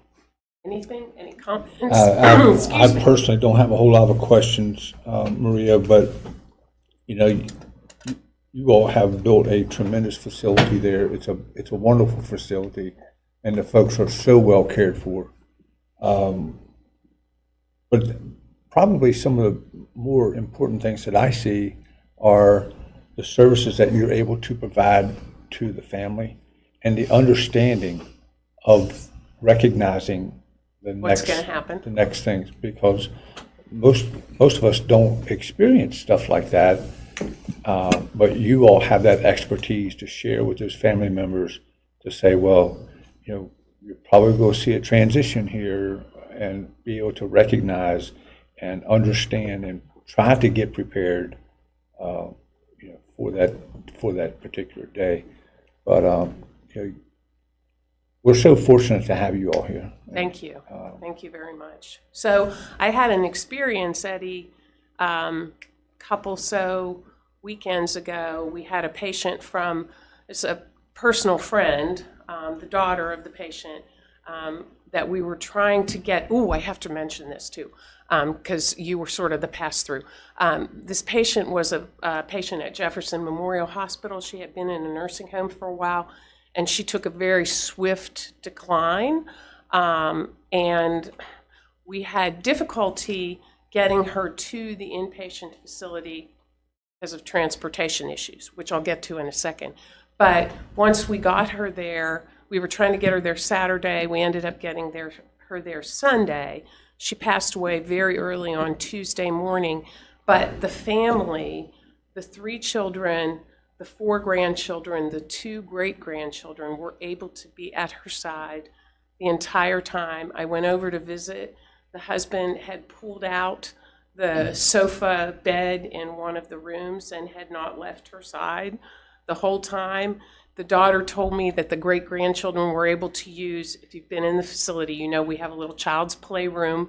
They were able to go and play in the playroom, not be with Meemaw for all the time, but they were able to be there. So thank you for mentioning that, because that's part of the journey that we help families with. And most people tell us, Eddie, that I didn't realize, I assumed that hospice was for the patient, didn't realize how much it was for the family as well. So, and on the transportation thing, we just got ourselves a brand new, courtesy of the legislature, a brand new, beautiful Sienna van that we are going to equip with a stretcher, because I think all of you understand the challenges we've had with transportation since Rhino Ambulance shut down. I mean, they were our primary source, and we've worked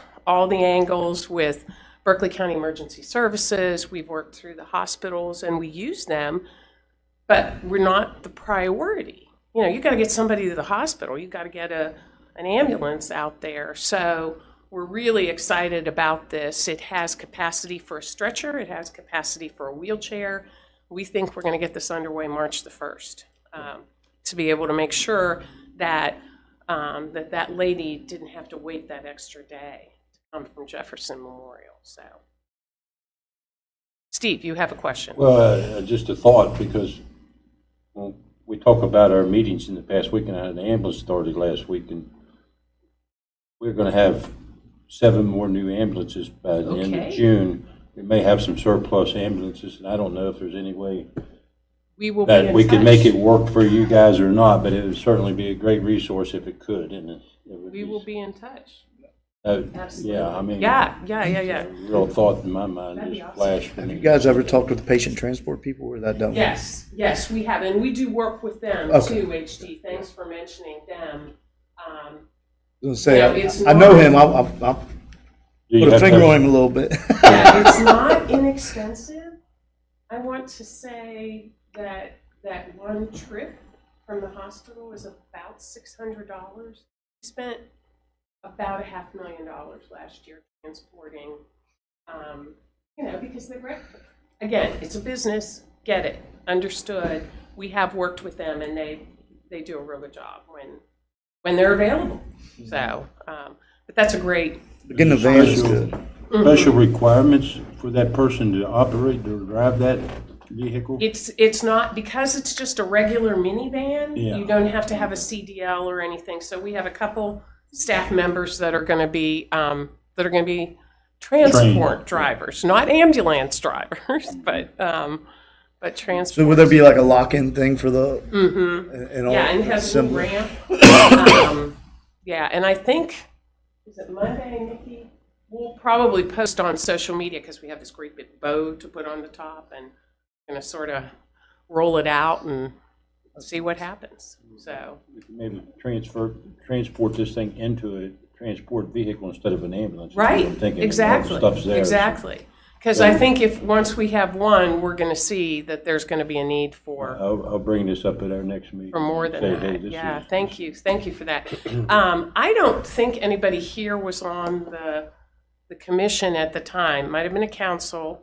I came here one year, however many years it was, when we were just getting ready to move, and we had our old offices up for sale, and I mentioned to someone that were you here? Okay.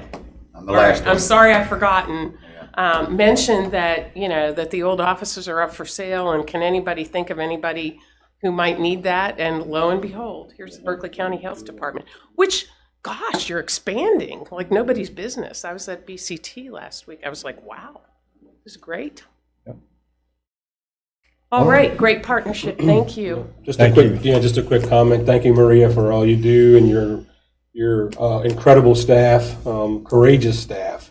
I tried to support you guys as much as I could in my last role, and I've had to use your services quite a bit in the last 10 years, and I've had quite a few family members pass away, but just always there like a rock, and being able to help families and patients transition. So thank you for all you do. Thank you. You're quite welcome.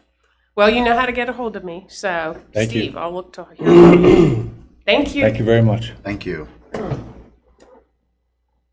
All right, next up, Mr. Wine, County Administrator. For You know how it budget. is, I always have to follow Maria. This happened last year. Unfair. Talk to Penny. So I'll walk through the budget that I'm going to represent in the order that you have them in your read ahead if you care to follow. And I can go into as much detail or as little detail as possible. Just as a point of clarification, just if you've asked all of the outside agencies and your internal offices, I tried to stay as close to or below the request from last year to just help the overall demand. I'll wait on the technicals blown up. Oh, that was easy. That is quick. The first one is account 428. That's IT. As you know, I still kind of wear the role of director of that team and daily step further and further back. I got to tell you, it hurts my heart, but probably this time next year, you may very well see Chase Weinbrenner doing this presentation. One just point of clarification, you see that the total personnel services request higher than it was last year. I'm asking for $1,471,621. That is a neutral increase. If you'll recall, several months ago, we moved a position from that is funded by 19A, the 911 fee, into IT. While it looks as an increase, we'll bill the 911 fund for that proportionate amount. So it is a flat amount. While it looks an increase there, the revenue will come to cover the costs.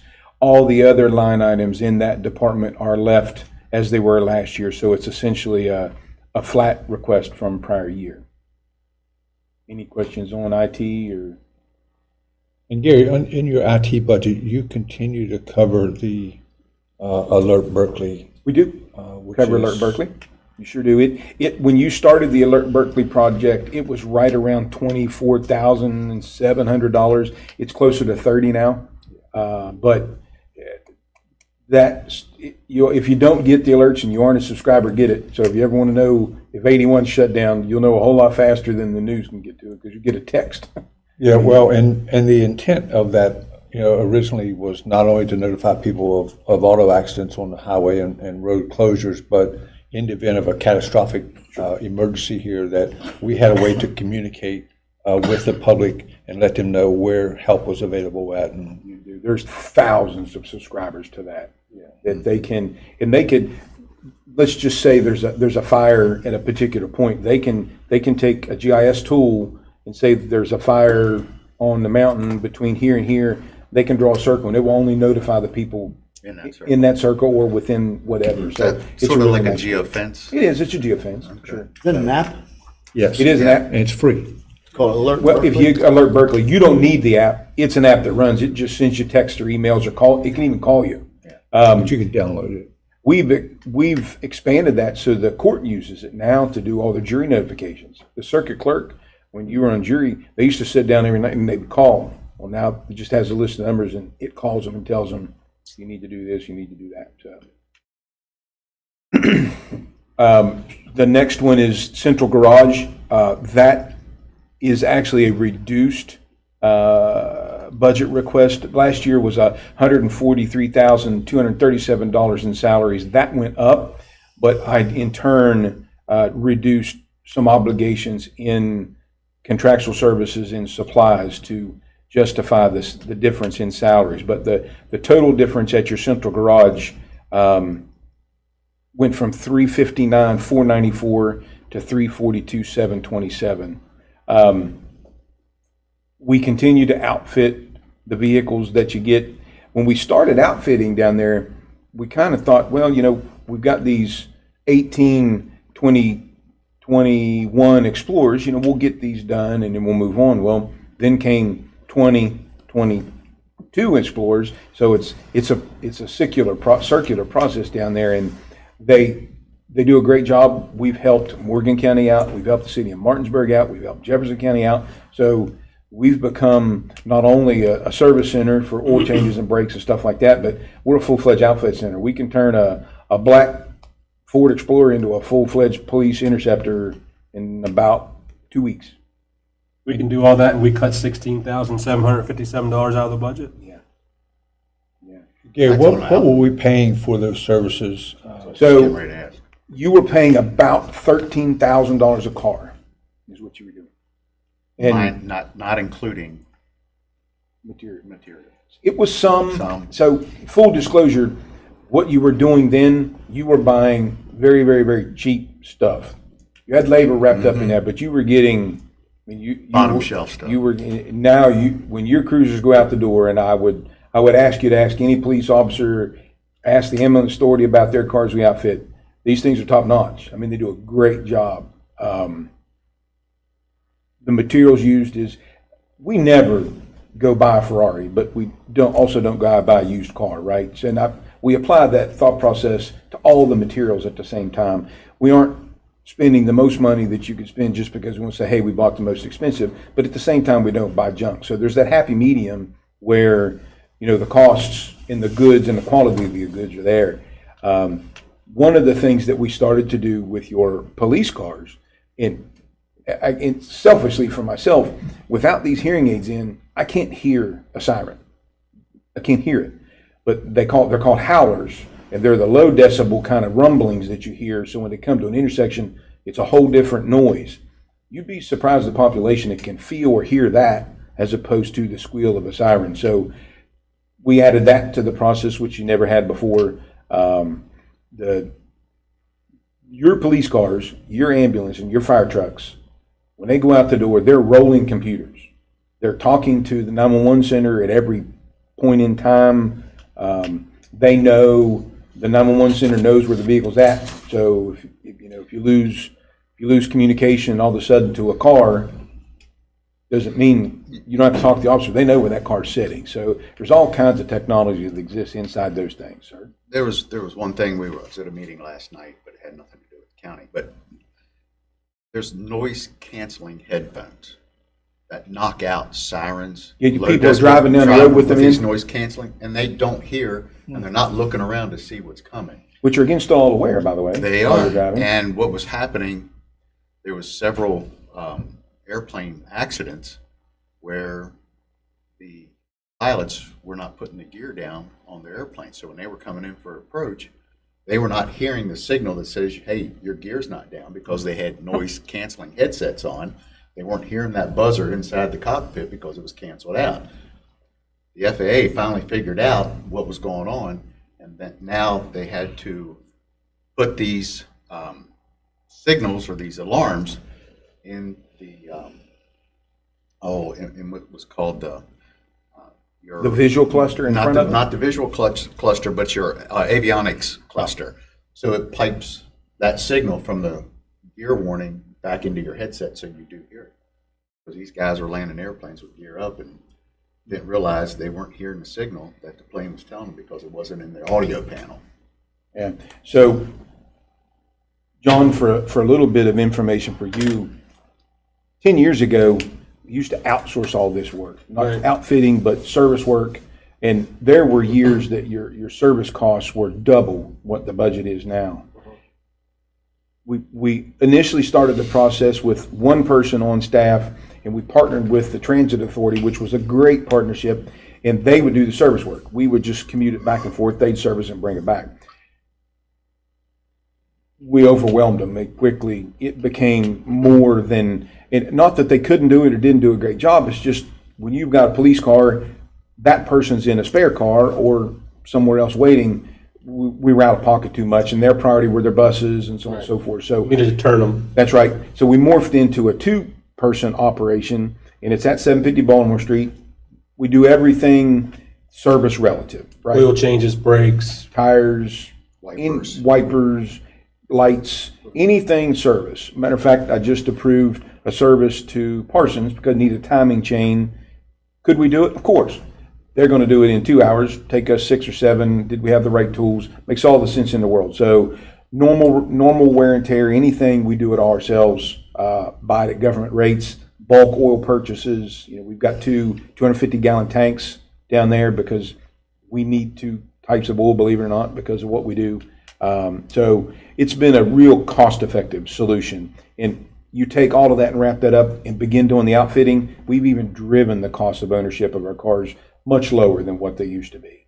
And the And county, on a better rotation. and we'll get to account 760 in a little bit and talk about the rotation, how we keep the fleet new. But yes, sir, so there is a total request lower than what it was last year for Central Garage. Any other questions on Central Garage? That was a long answer to a question, but it was a good Sorry, answer. I tried. It was Thank a great you. answer. Thank you, sir. Move on to account 401, which is the county commission's account. Continuing to drive down, you'll see the reduction in personnel costs. Some of that in what you're seeing is because in the change from me coming from IT and dual role deputy county administrator and all the changes, that's really would be flat if you worked out the money. So you're staffed and everybody's in the position they need to be. The total for the commission is reduced only because I addressed some areas of usage. Nothing, I actually went up in professional services. One of the reasons I did that was, you're aware of the out-of-state tag project. Historically, we just did a budget revision and put that in there. I've kind of rolled some contractual monies and just obligate them to that project.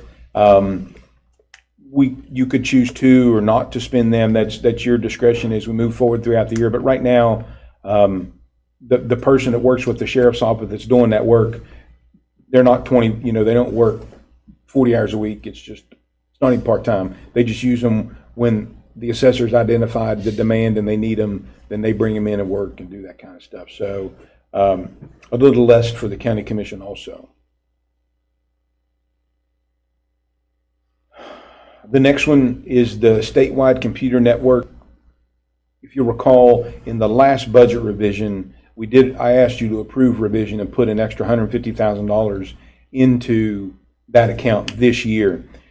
That increase came post-budget cycle last year. When I reached out to Charleston and talked to them, I don't know, let me see why yours went up, I'll call you back. Long story short, the computing arm of the state that does your assessment system that the assessor uses and all of that, they did a big upgrade, and they proportionally pushed those costs out to the counties based on usage and demand. Well, they didn't tell you about it. They just did it and said, okay, well, we got to the end of the budget last year. We had to make a budget revision, and it took past the budget cycle and into the next fiscal year before I finally got the answer, and that's what it ended up being. So based on the projection, the cost for computing services from Charleston for the IAS system will go from what has historically been around $150,000 to over $400,000. About what my electric bill went to this past month. Yeah. So you're saying Charleston gave us an unfunded mandate? Yep. And Hard to believe. Yeah, nothing you can do about it. The beauty to it is, if something happens and it goes down, that's money at your discretion. You don't have to spend it if it isn't necessary. But as it's trending right now, that's what you're going to need. The next one is magistrate court. As you well know, you get $75,000 from the magistrate court, from the state, for magistrate court efforts in space over there. And this one has a typo. When I made the request, instead of asking for $7,040, I asked for $70,400, but it is a flat request from last year of $75,000. And as you well know, the office space and stuff that's over there, if you were to get the square footage, it's a whole lot more than that. That doesn't even pay the light bill. No, it does not. Is what it is. That's all they get. It's flat. Here's what you get. Do we know what that square footage number is? I mean, that was something that I worked on in Charleston. Yeah. I think we were getting like $10 a square foot, and was able to get that bumped For up. magistrate court, no. For family court, family yes. courts. Anthony and Jeff worked on that, and I think we're up to around 18, 18. Yeah. Okay.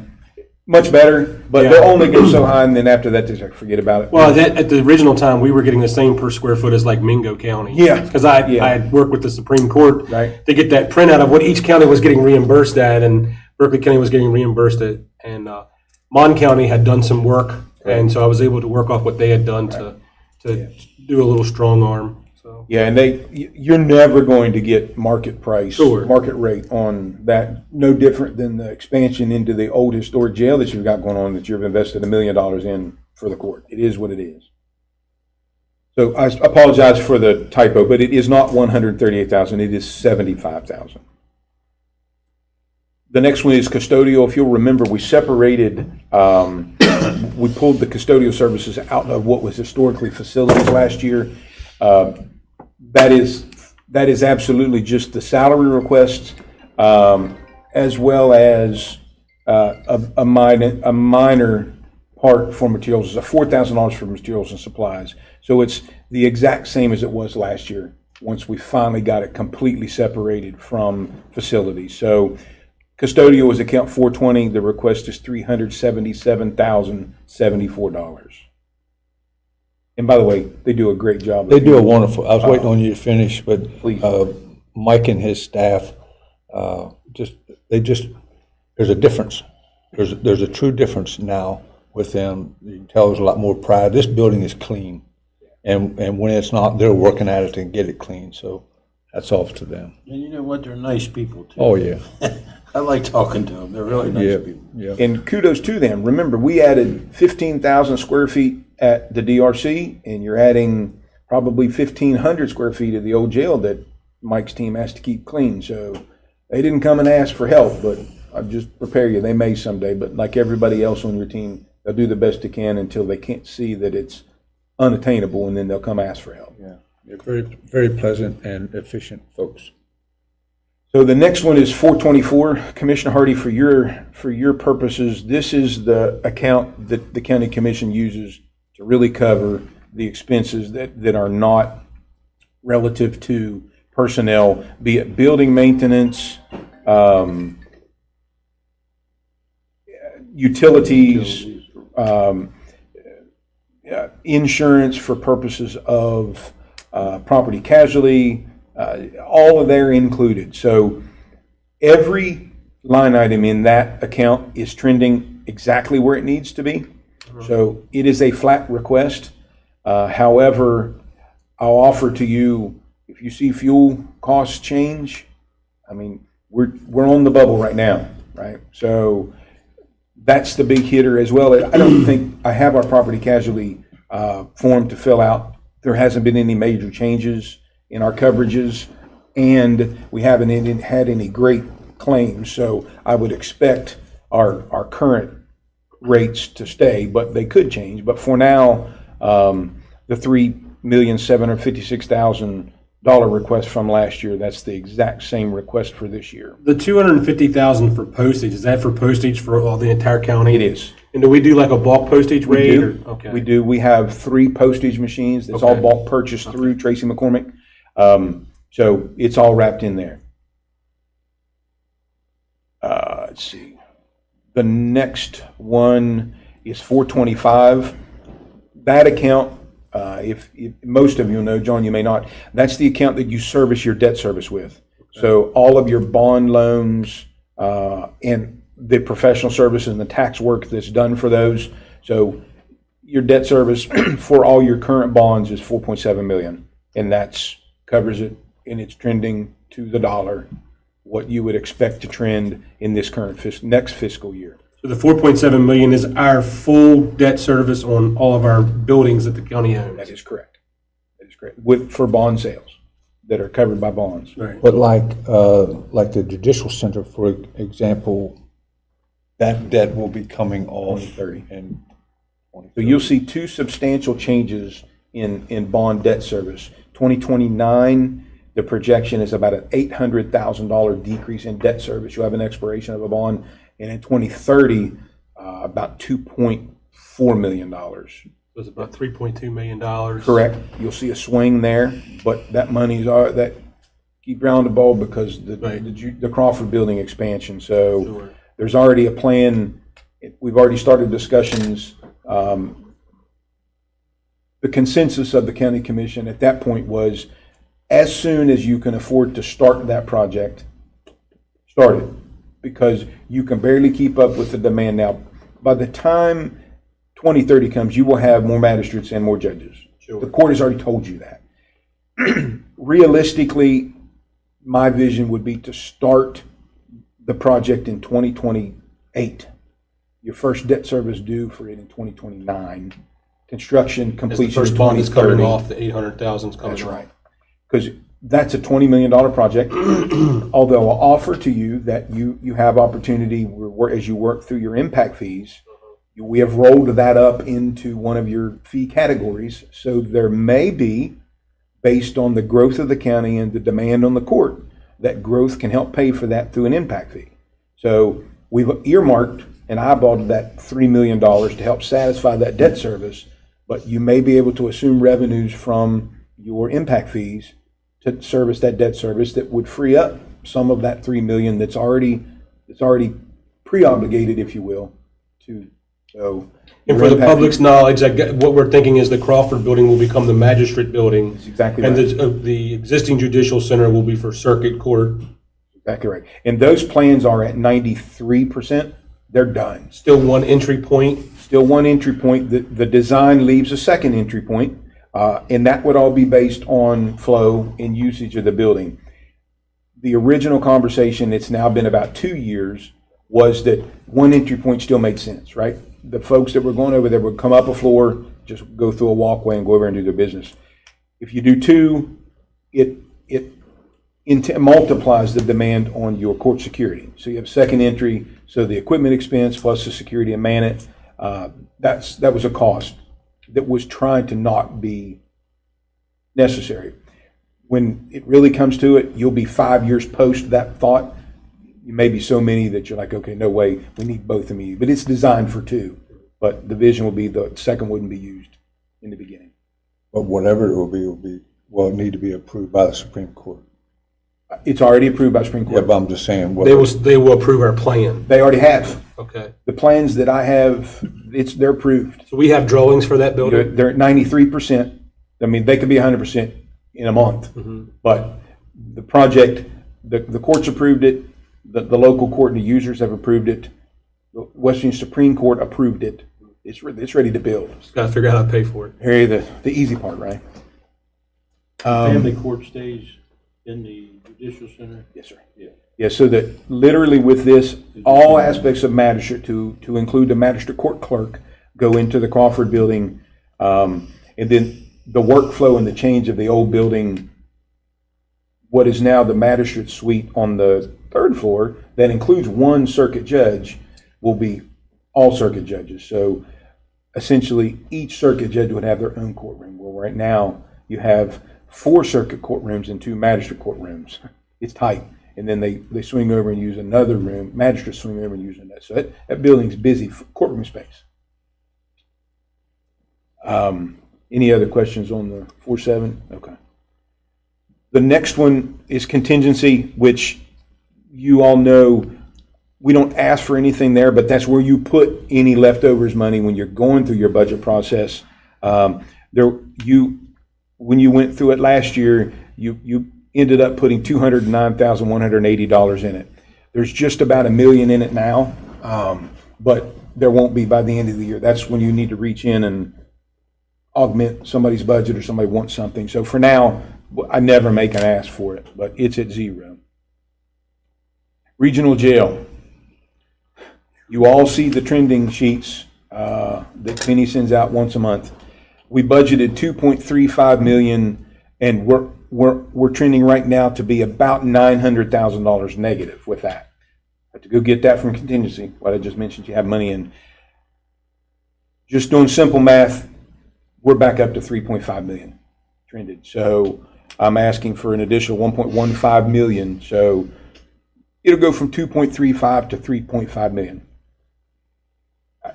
No arguing that. That's what it is. Did the price go up or is there more crime?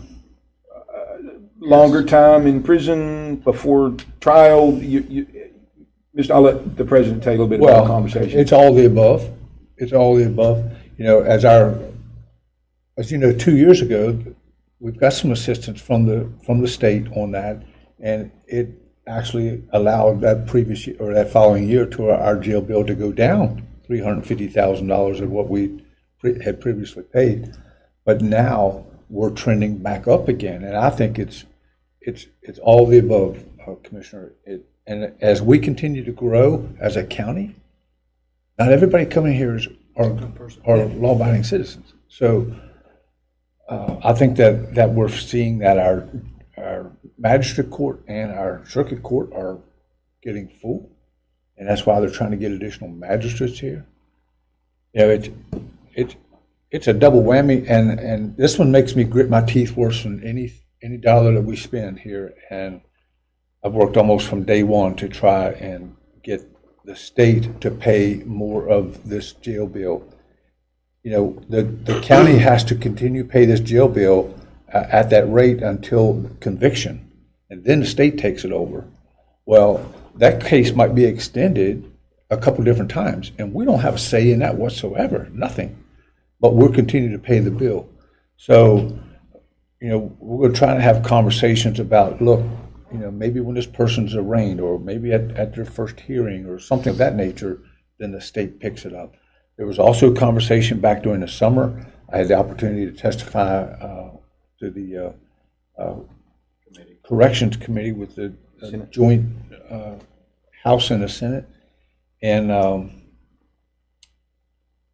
you know, they know that this county, you know, struggles with this jail bill, but there was some discussion about being able to get those employees over into the state budget instead of on the jail budget. So if that would happen, that would help us tremendously to be able to get those employees off of that jail bill and get them over in general budget of the state. So I don't know where we're going to land, but I can promise you. Or maybe since we have the program in place for what we do with the home confinement and such, ask them to all violent crime go, like after arraignment, go to their bill, you know, because, you know, the ones that are nonviolent, we're taking care of and doing our part on. We can't do anything with violent crime. They have to be in there. Sure. Maybe we don't have to pay for that one because, you know, and sometimes those get continued and pushed back, you know, and that's a big part of the bill, I would guess. It is. Well, I can tell you from experience in the legislature, there was 2 different approaches to try to help with the jail bills. The first approach was to say counties that had day report centers, home confinement, drug courts that were trying to do their due diligence to cut their jail bills, that the state would pick up a larger portion of the jail bill because they were actually showing what they were trying to do, spending their local dollars and trying to save on the jail bill. That was one thought process. And then the second process was to look at when the state would pick up, if it would, at the arraignment, if it was a violent crime, to change the criteria on when the state would pick up. So it's all coming full circle with the crime growing, not enough judges, not in the courts, having not have enough courts, and the jails getting packed, and trying to get those non-violent, what do we say, we lock up the people we're afraid of, not the people we're mad at. Right. So to try to keep that turning, but yeah, I've seen that this has started to trend up in the last couple months. And every time you look at that number, and I know the president mentioned he grins his teeth, but just remember, if you weren't doing exactly what you just alluded to, Commissioner Hardy, you'd have another $7 million to throw at that. Yeah. It would cost you. Oh, I agree. I mean, you've proven that works hard, and Senator Barrett's bill that modified the per diem and gave you the ability to pay at this rate until you got here and so on and so forth. But the courthouse being tight, the courtrooms being hard to get into. We had a conversation with Chief Magistrate Scholl just the other day, and we're exploring some opportunities there. So to the public that's listening, the county commission continues, and I'll coin Eddie's term, turn over rocks. You guys continue to turn over every rock possible to try and keep the costs where they are, because the demand is everywhere you go, every board you go to. Well, it's very frustrating to me that Berkeley County and other counties who use their local resources and work hard in their local government to control spending through the drug courts, the day report centers, all the different apparatuses that we use, that we're not rewarded for that.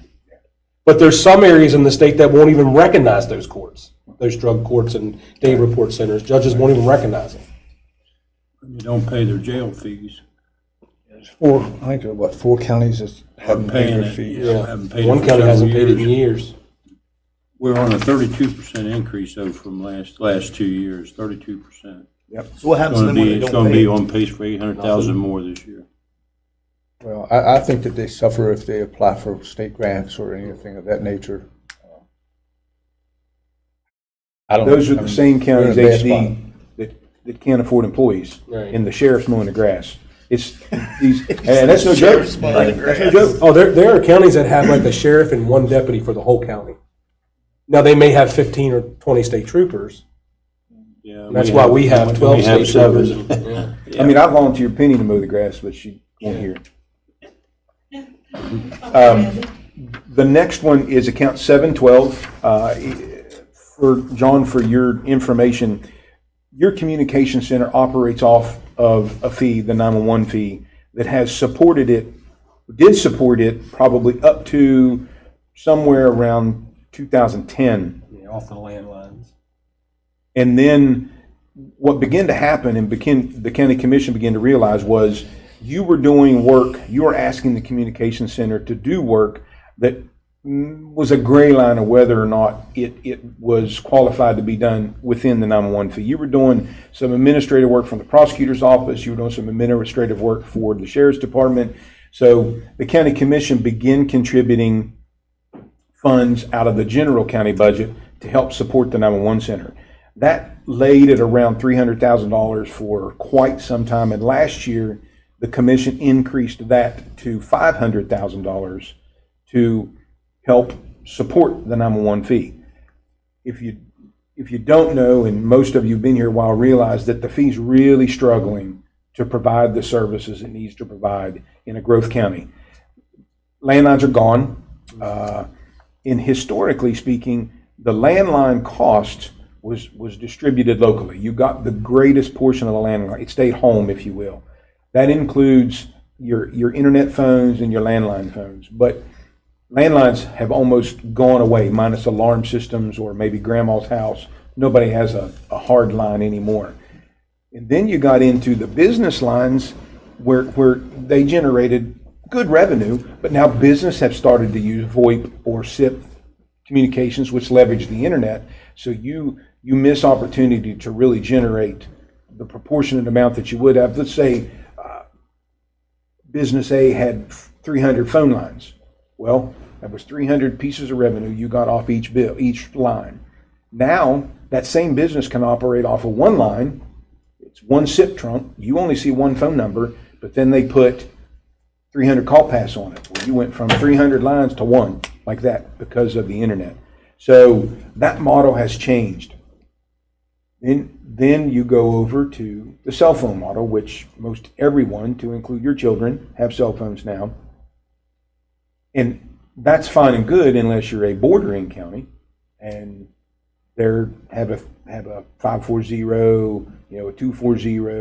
You don't get 911 fees on that because those are in different exchanges, so they aren't relative. You don't see that.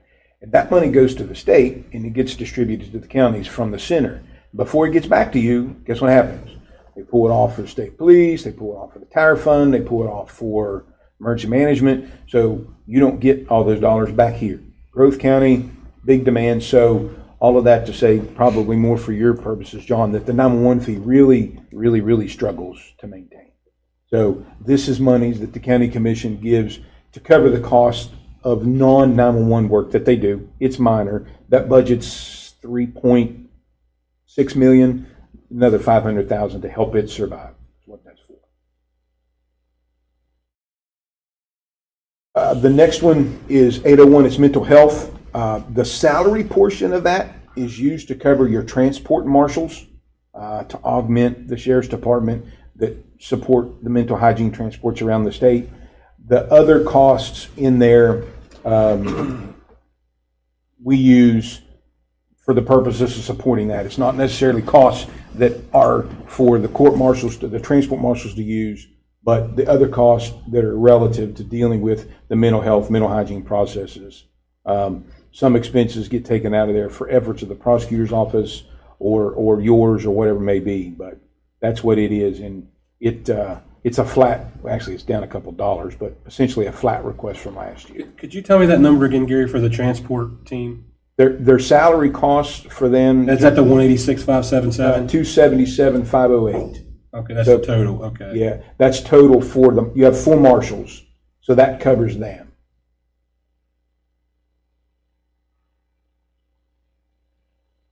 $277,000. $277,508. That's the cost of those 4 employees.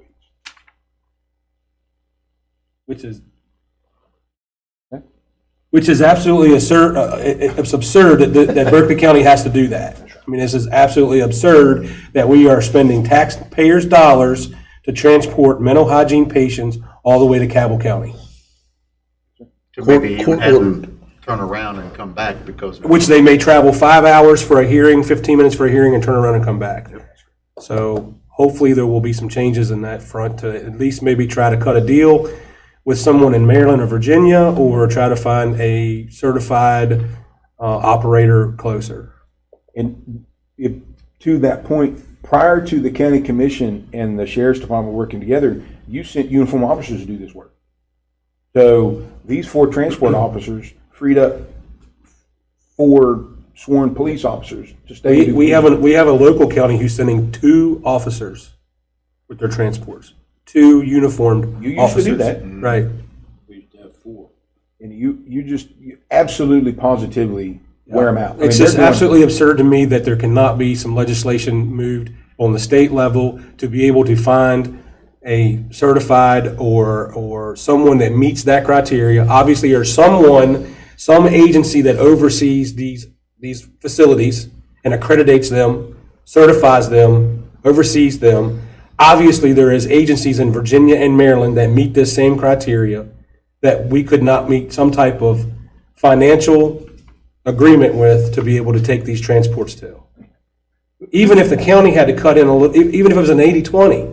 Who do they go to? What are They these? go to Sharp Hospital in Weston, or they state- go to Cabell County to. It's a hospital, mental hospital. State. Because the code reads it must be a state facility. So Pyramid or a private doesn't qualify, but they have people qualified that could probably do the job. Sure they do. I just don't know what they do when they go there. That's why I'm. Well, I mean, it's an assessment of their mental health, right? So, I mean, it's the mental hygiene commissioners locally, they're appointed by the court. Is that how it works, Anthony? The commissioners? Yeah, and they're lawyers. And then they make the determinant of whether or not that they need to be seen by a doctor. And I'm sure there's doctors with those accreditations in Maryland and Virginia, Hagerstown, Winchester, Oh, right here. or right here in WVU Well, East. Pyramid. I mean, they bought up Mountaineer and they got the place up at Tomahawk. I mean, they got to have doctors on their facilities. So that's the salary, but all in, you're at $403,408. That's the total cost, John. All expenses included for mental hygiene, 403,408. Yeah, so any questions on mental hygiene? We can sit there all day, but it's no good. Account 960, that is the account that supports your debt service for your revolving credit loan for your fleet. That you had a 5-year revolving credit with United Bank, then it expired, so went back to bid, and you're under another 5-year credit. You only leverage it when you need it. I don't believe we'll need any mass purchase in this budget cycle, but you will the next one. You'll have some 2018s next year that will be gone. You'll buy some. You may buy 2 or 3 this year, but I would say in the next fiscal year, 26, 27, you'll probably need 15 to 20 vehicles. You said we have a little bit of a lag time for ambulances. We did with these, if you'll remember, but yeah. it's fixed itself. It's fixed itself, So there okay. isn't any indication. If you remember last year, we waited a year and a half for 16, and when they came, I asked, hey, they said they had 4 extra, could we get them? And you approved them. So yeah. it seems that's leveled out. How much of this fund are we utilizing right now? Probably 3/4 of it. But the other quarter of that is typically, hey, we need this one, we need that. So you're doing 4 or 5 a year as opposed to 15 or 20. And 988 is in there, which is your capital account. That's the monies that we have been using to do these construction projects, excluding the day report center. And I didn't make any requests because we should be done with both the health department and the jail expansion by then. So hopefully we won't have any budgeted projects to do for purposes of construction. Does that free up money or just eliminates It it? doesn't free up money, you just don't, I mean, the stuff that's committed in there, HD, Was money came from somewhere else? Less things to worry about, right? well, maybe. So for purposes of the budgets that I manage for you, all of them, the net is less than last year, but all of them were pretty much flat requests. And if there's no question, Mr. President, we do have need for an executive session for legal. All right. The shame, can I say one thing? Sure, absolutely. The shame of it is this, we're gonna pay 800,000 plus more in jail fees this year. And we have 35 to 40 agencies coming in here over the next couple of weeks and have already been here asking for money, and they all need it and all deserve it. And that's gonna be $900,000 less money we have to distribute to ourselves or to them, and it's just a real shame. I just had to get it out from my mind. Thank you, sir. I need a motion to go into executive session. For legal. For legal. So moved. And Second. probably moving second, all in favor, say aye. We are in executive session.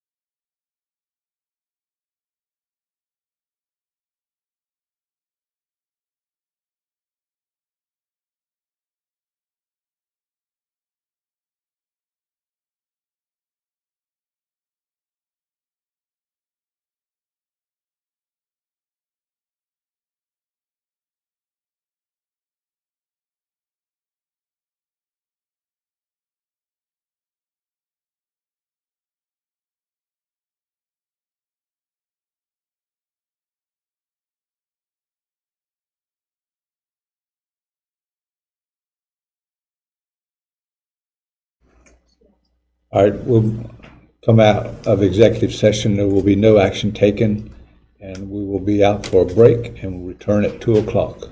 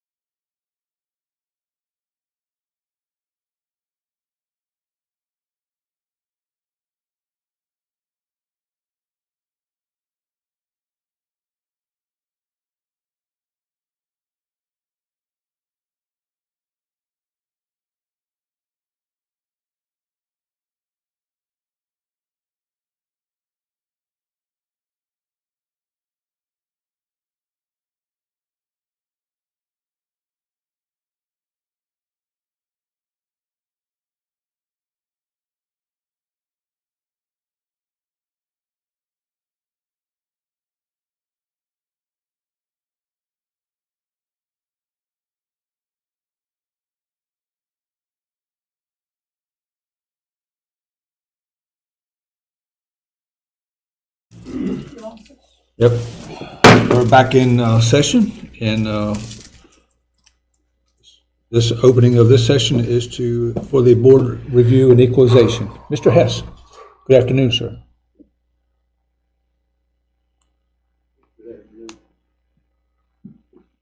Yeah, it's something we do every year. So we brought all of our books over, so we've completed our work for the year. It's all in those folders there. So that's work that was completed from July 1 of 23 to June 30, 24. That creates the 25 tax bill. And that's what's in those books right there. We had about 6,000 of 10% letters that went out. That means that there's about 6,000 properties that increased by 10% or more. But we've had a lot of calls, but we've only got one set up for 3 o'clock. Thomas Wrestler's coming in, but that's all. We've had several calls on commercial and residential, but they take care of them and satisfy them, and they're good to go. So, but at any rate, we posted also on our website and we got it on our screen down there for the dates that you guys have set up for the Board of Equalization, so that people are notified that, we stopped putting it into paper because it got so expensive. But it's on the websites and it's on our screens downstairs. So most people are familiar with this process. We've been doing it this is, I think, 30 years. We started this back in 1994, if you remember. That first 3-year cycle, that 92, 93, 94. We've been doing it for 30 years. So people are used to it now, But at any rate, property values are up a little bit this year, similar to last year. We had a little bit over 500 million last year in assessments increased. Did the same thing this year. We had 539 million this year. Now that's before the rollback and all that. So that's just values now. So it'll change a little bit when we do the rollback and the certification. But at any rate, we're here to turn the books over to you guys. It's all in your hands now, so we'll go through the process in the next couple of weeks, and if we get whatever we get, we'll deal with, and then we'll finish it up for the year when we do the certification. But we got Thomas Wrestler coming in at 3 o'clock. Other than that, we don't have anything else right now. But I think we got one letter today that we have to do some work on yet. But other than that, that's all we have right now. But unless you got any questions or anything, What's going to be, you think, your best guess out of the 539 million? What do you think that's going to end up being? Oh, well, it'll roll back, and the new construction comes out of there, and that type of thing. I think we had $175 million in new construction this year. So. Okay. But that'll be backed out of there, so it'd be less. But I don't have an idea right now until I do the numbers. Okay. I just thought maybe you might have had a preliminary. It'll be similar to last year. Okay. Because last year I think we had $519 million increase in assessment. This year 539, so it's going to be real similar to how last year turned out. Okay. That was about a 7% growth in revenue for you from the prior year. So sounds like your revenue may grow by about 7%. It's up a little bit. Or expenses. Everything's increased, So.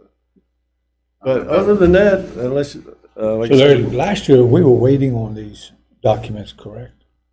Yeah, well, I think it was either last year or the year before last. The state tax department had something wrong with their printers. They didn't get them printed, and we didn't get anything over here. So therefore, it delayed the letters that went out. They did last year. The letters didn't go out till like January. That's right. The last part of January. By state code, they got to be out by the 15th. They got to be in the mail by the 15th. In other words, you have to receive it in the mail by the 15th in order to be able to have time to appeal. I got mine. Yeah. Oh, you did? Okay. This year, they actually mailed them on the 8th of January. So they did get in the mail on time, but last year they were late, and everybody complained about it. Yeah, because that created you issues, it created us issues, downstream from It that. did, So, absolutely, yeah. all right, thank you. But Yeah, the but- state did work with those timelines on those letters that were sent out, didn't they? I mean, they just didn't, Yeah, they if didn't you- get hard-nosed about it. They said if you got your letter late and wanted to Oh, appeal it, yeah. you still could. Now, I think they made you appeal to the Office of Tax Appeals Taxpayer, out of Charleston, right. which you remember, what's his name, didn't particularly like that. Spurgeon. Spurgeon, yeah. And, I can't blame him. I mean, if you're here in Berkeley County, you want to appeal to Berkeley County. But they can still do that if they choose. They can go to the Office of Tax Appeals up until January 31st. And sometimes they'll drag those appeals on for a year or so. There's other counties that have been watching on the websites, and some of them will carry over for a year and a half. It's just, they need to probably kind of do some work on that. Clean it up. But, All right, sir, thank you. all right, we'll see you at 3 o'clock and with Mr. Wrestler. So, Very good. okay. Thank you. Appreciate it. Thank you.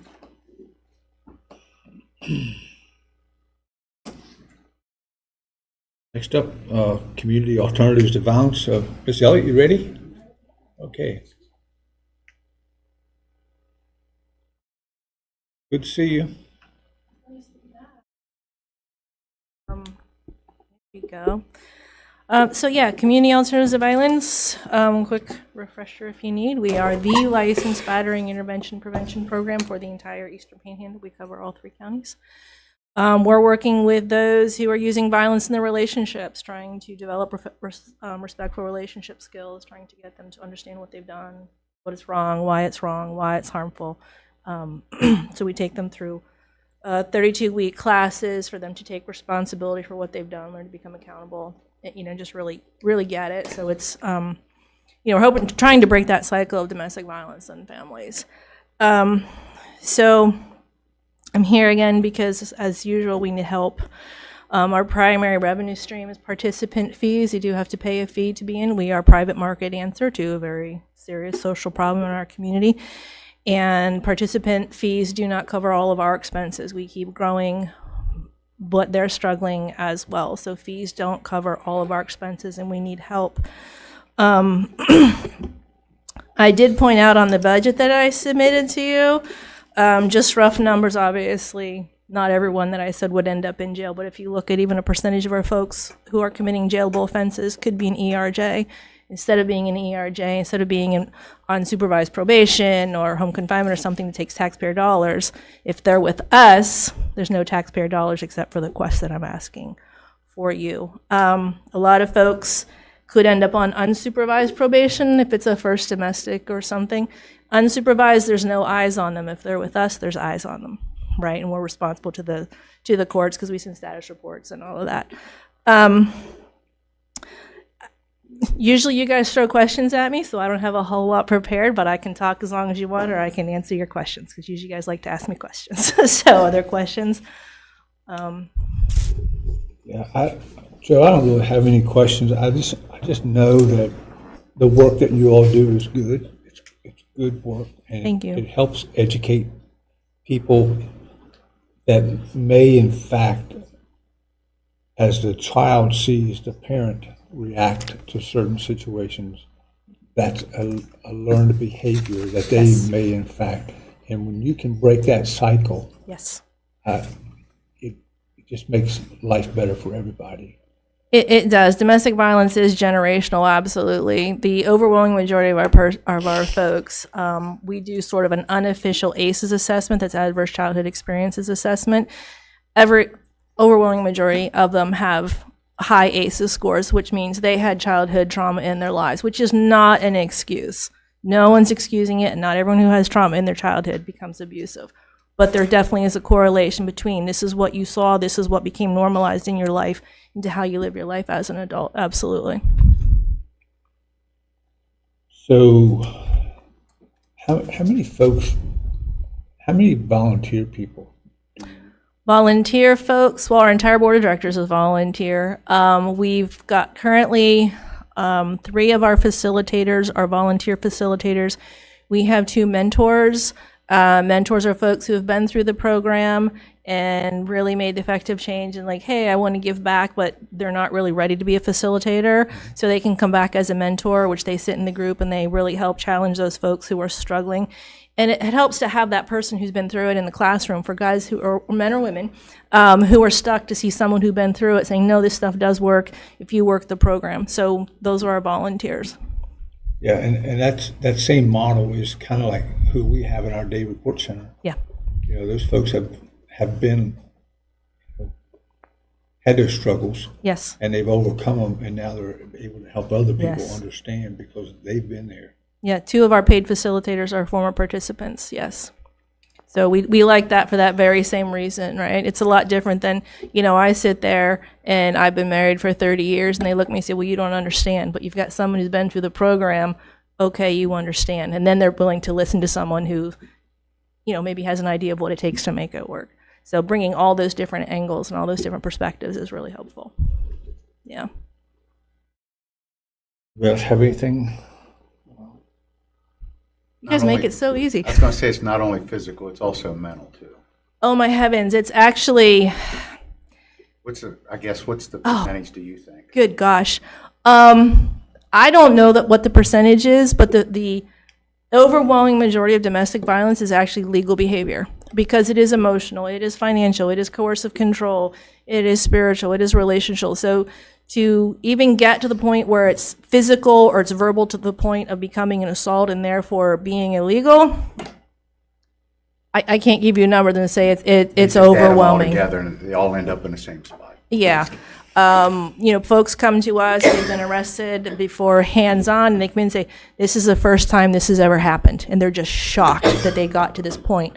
Well, as we break it down between the intake and classes, we find out there has been verbal abuse, emotional abuse, there's been coercive control, there's been all of this stuff leading up to. So that may be the first hands-on, but there's been abuse all along that led up to it. You're very rarely going to have a true, legitimate one-off.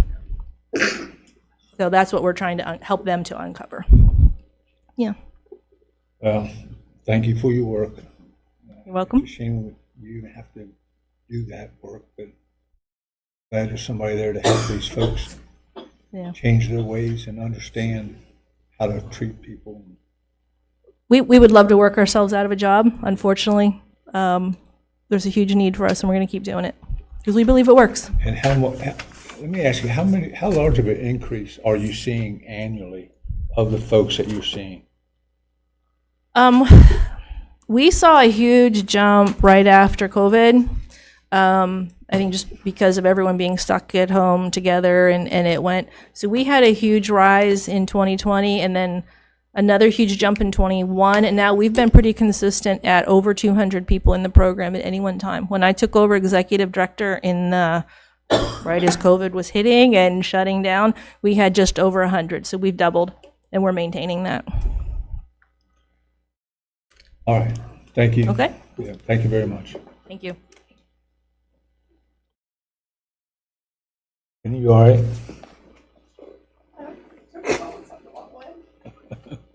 Need a minute? Okay, next up, Aubrey Irwin, the Executive Director of the Apollo. Hello again. Hi, how are you? Good. Welcome. So this is my first one of these, so you guys might have to help me. Oh, But I asked for $30,000 to pay for handicap, a lift is what I had noted, and then also to pay for some new sprinklers in the Apollo. I saw that in the orchestra pit. Yeah, so the old sprinkler system was installed quite some time ago, I think in the 80s. You can correct me if I'm wrong. But we are getting dinged every year for insurance, not to mention safety issues that we need to update. Okay. Eddie, what's the expected life on the sprinklers? I know I talked to a company yesterday that they had to have theirs replaced after 50 years. The heads. The heads. You replace the heads every 50 years, yes.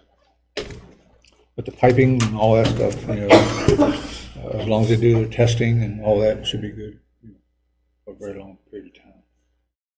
And then I wanted to amend the ramp to maybe do a lift. I have updated information on that just because the size of our lobby, it might be hard to be inclined all the way that's required. So we have different asks out for actual quotes for the lift, but we have a ballpark figure and it will still fit the amount that I'm asking for. Is that for those 2 steps? Yes. Wow. I was looking at that yesterday. I saw you had like the 2 little metal There are railings. marble steps on both sides, and our lobby's it's that long Right. area. But is there a way to make one of those sides a ramp Yeah, so I have this. versus a lift? I'm just, A ramp, you have to be, is that too much of an incline there? yeah, so the space that we would need to do the whole incline, we'd start, so you know how when you're looking at the steps, we'd start probably maybe even in the middle of that second section of steps on the left side, and it would have to go all the way up and then take up the whole section of steps on the right side. So the ramp would be like that whole lobby area, basically, if we did a ramp. So we are looking at doing a lift. They have some really nice looking lifts. So the ramp you have in there now is too steep? We don't have a ramp in there right now. We only have it's like we take it up and put it down, and it's not like, It's not ADA compliant. That's what I was asking. Yeah. I saw it yesterday. Yeah, Two it's kind of a metal- tripping hazard. It's not the best setup, but it's just what we've been doing to make do. 1 inch per foot. So from the door to the second step is too steep to start the ramp as soon as you come in the door and go up? We have to have enough back to have the slope go up at the incline required. That's what I'm saying. The 2 steps Yeah. is too much of an incline? Yeah. If you had 7 inches risers and 2 steps, you'd need 17 feet of ramp to go 2 steps. An inch per foot. An inch per foot to be ADA compliant. Right. Plus a landing at the end of the ramp. Right. Not up against another set of steps. Yeah. Serious.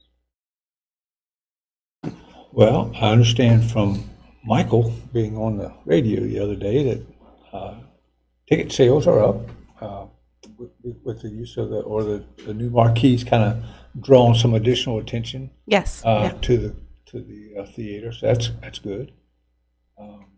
We kind of have a whole new team and a whole new plan, and we're really working to build the theater to always be really busy and be bringing all different types of people, not just people for theater. And even like when applying for grants, when we go to apply for a grant, we're not ADA compliant. So that stops us a lot of times to even apply for a grant. What type of activity and use are you able to get out of your second floor?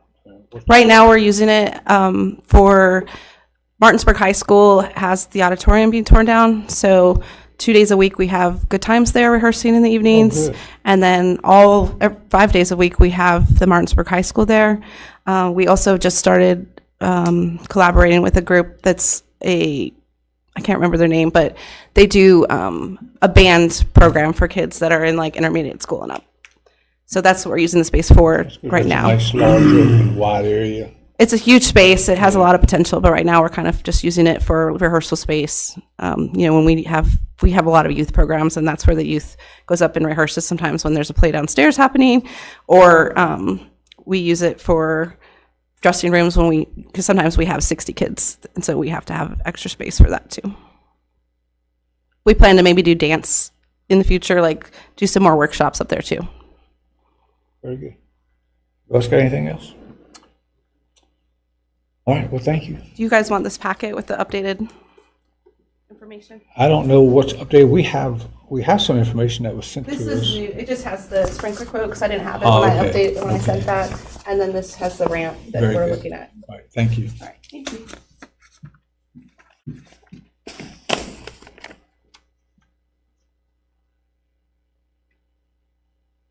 A little bit ahead of schedule.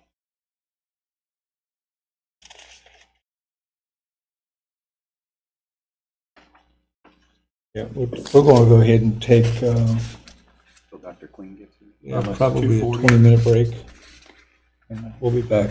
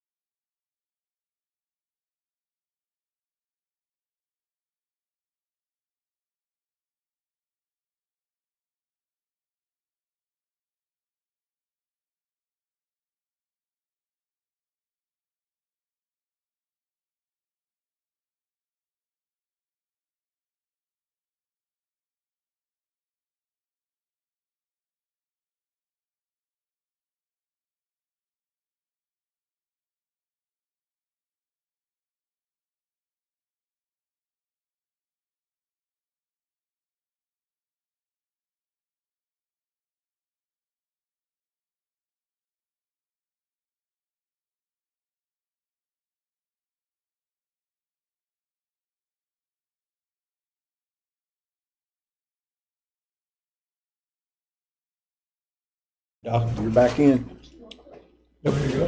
Yeah, we're back in session. This is So this is a real deal. Up next is Dr. Queen from representing Martinsburg Little League. For sure. Good to see you, sir. Good to see you. Yes, sir. Hey, guys. Thank you. Yep. Oh, we got pictures. Yeah. How are you doing, sir? Make it real life. All right, thank you. Yeah. You in a restaurant business still? Yeah. Yeah, sure am. Where you go? I got Mountaineer Pub. I got Mama Boyd's Diner downtown, back where Boyd's Steakhouse is at. I got Neon Moon Tavern on 45. You still got it? I got a new partner there now. And then I have Fed Up Food Truck. Yeah.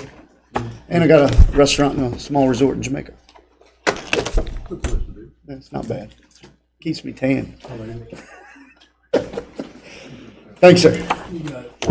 We're gonna have a county commission retreat down there. Yeah, there you go. As long as we pay for it ourselves. That's right.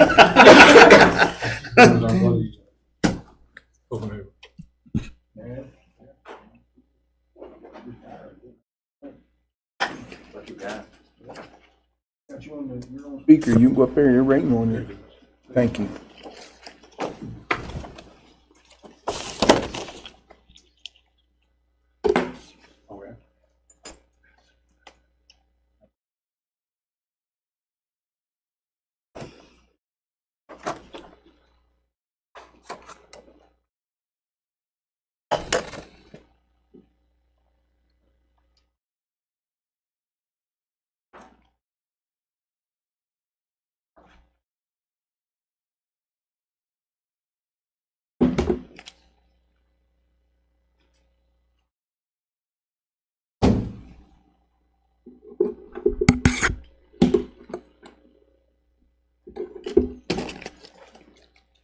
Good afternoon, ladies and gentlemen. Afternoon, sir. On Welcome. behalf of the Board of Directors and all the volunteers at Martinsburg Little League, I want to thank you all for having us here to request to be part of the budget for next year. I appreciate your all's indulgence with my time, and appreciate it very much. We have nearly 200 volunteers in Martinsburg Little League.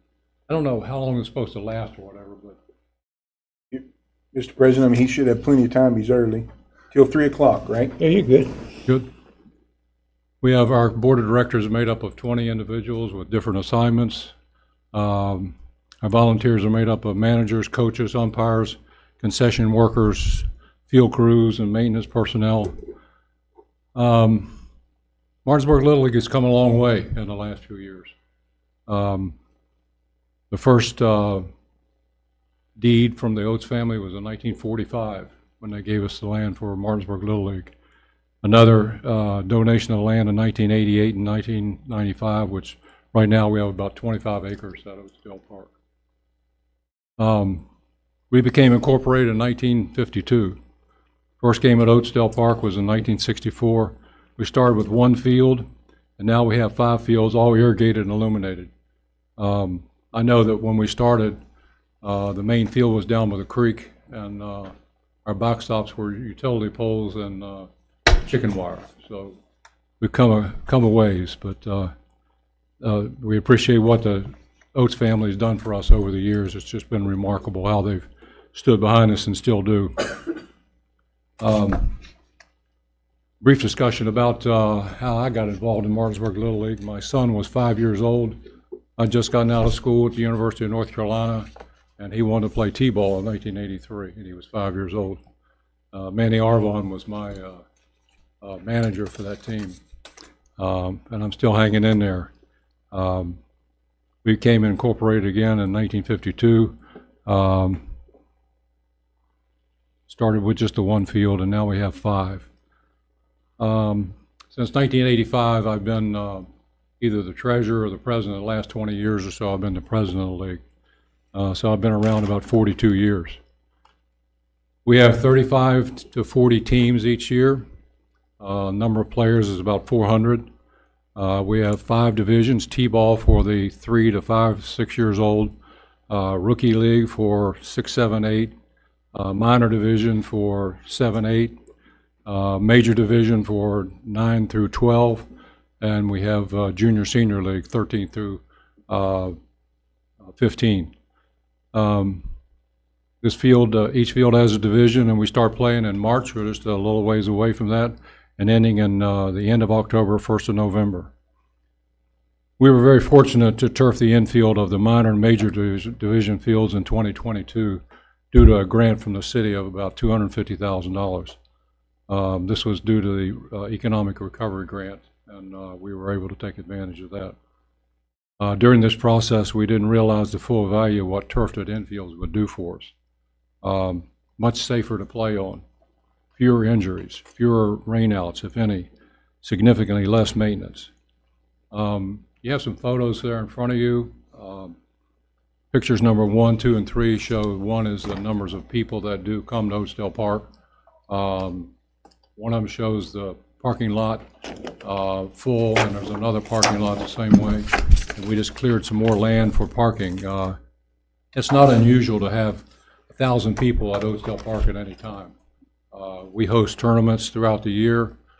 This year we have the Junior Division State Championship, as we did last year. Had a huge crowd for that. People come from all over the state to be a part of the whole thing. So that's just a typical pictures of typically what Oakdale look like on any day of the week, or Saturday, or even Sundays when we have tournaments. When we have these tournaments, we have people come from not only the state but also Maryland, Pennsylvania, and Virginia. Photo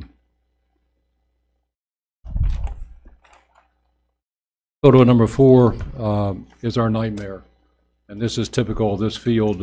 It gets rained out frequently. Keeping up with the maintenance on that field is just a nightmare, and it's also a safety problem that we have that we try to keep to a minimum. We can't get enough dirt in those holes to fill it up because the drainage is so bad underneath there. Picture number 5 is a schematic design of the area that we want to turf. The field itself is 26,000 square feet, and the bullpens are 2,000 square feet, for a total of 28,000 square feet. All these turf projects, and I've dealt with a number of different companies, and the one we used for those 2 fields was very good. This last photos, 6 and 7, shows the scope and the quote for this project that we use for turfing the 2 fields. We'll be using the same company that we used to do those 2 fields. This company operates out of Cleveland, Ohio. I talked to the owner this morning. They did such a great job when they did those 2 fields. We just really didn't realize how good it would be.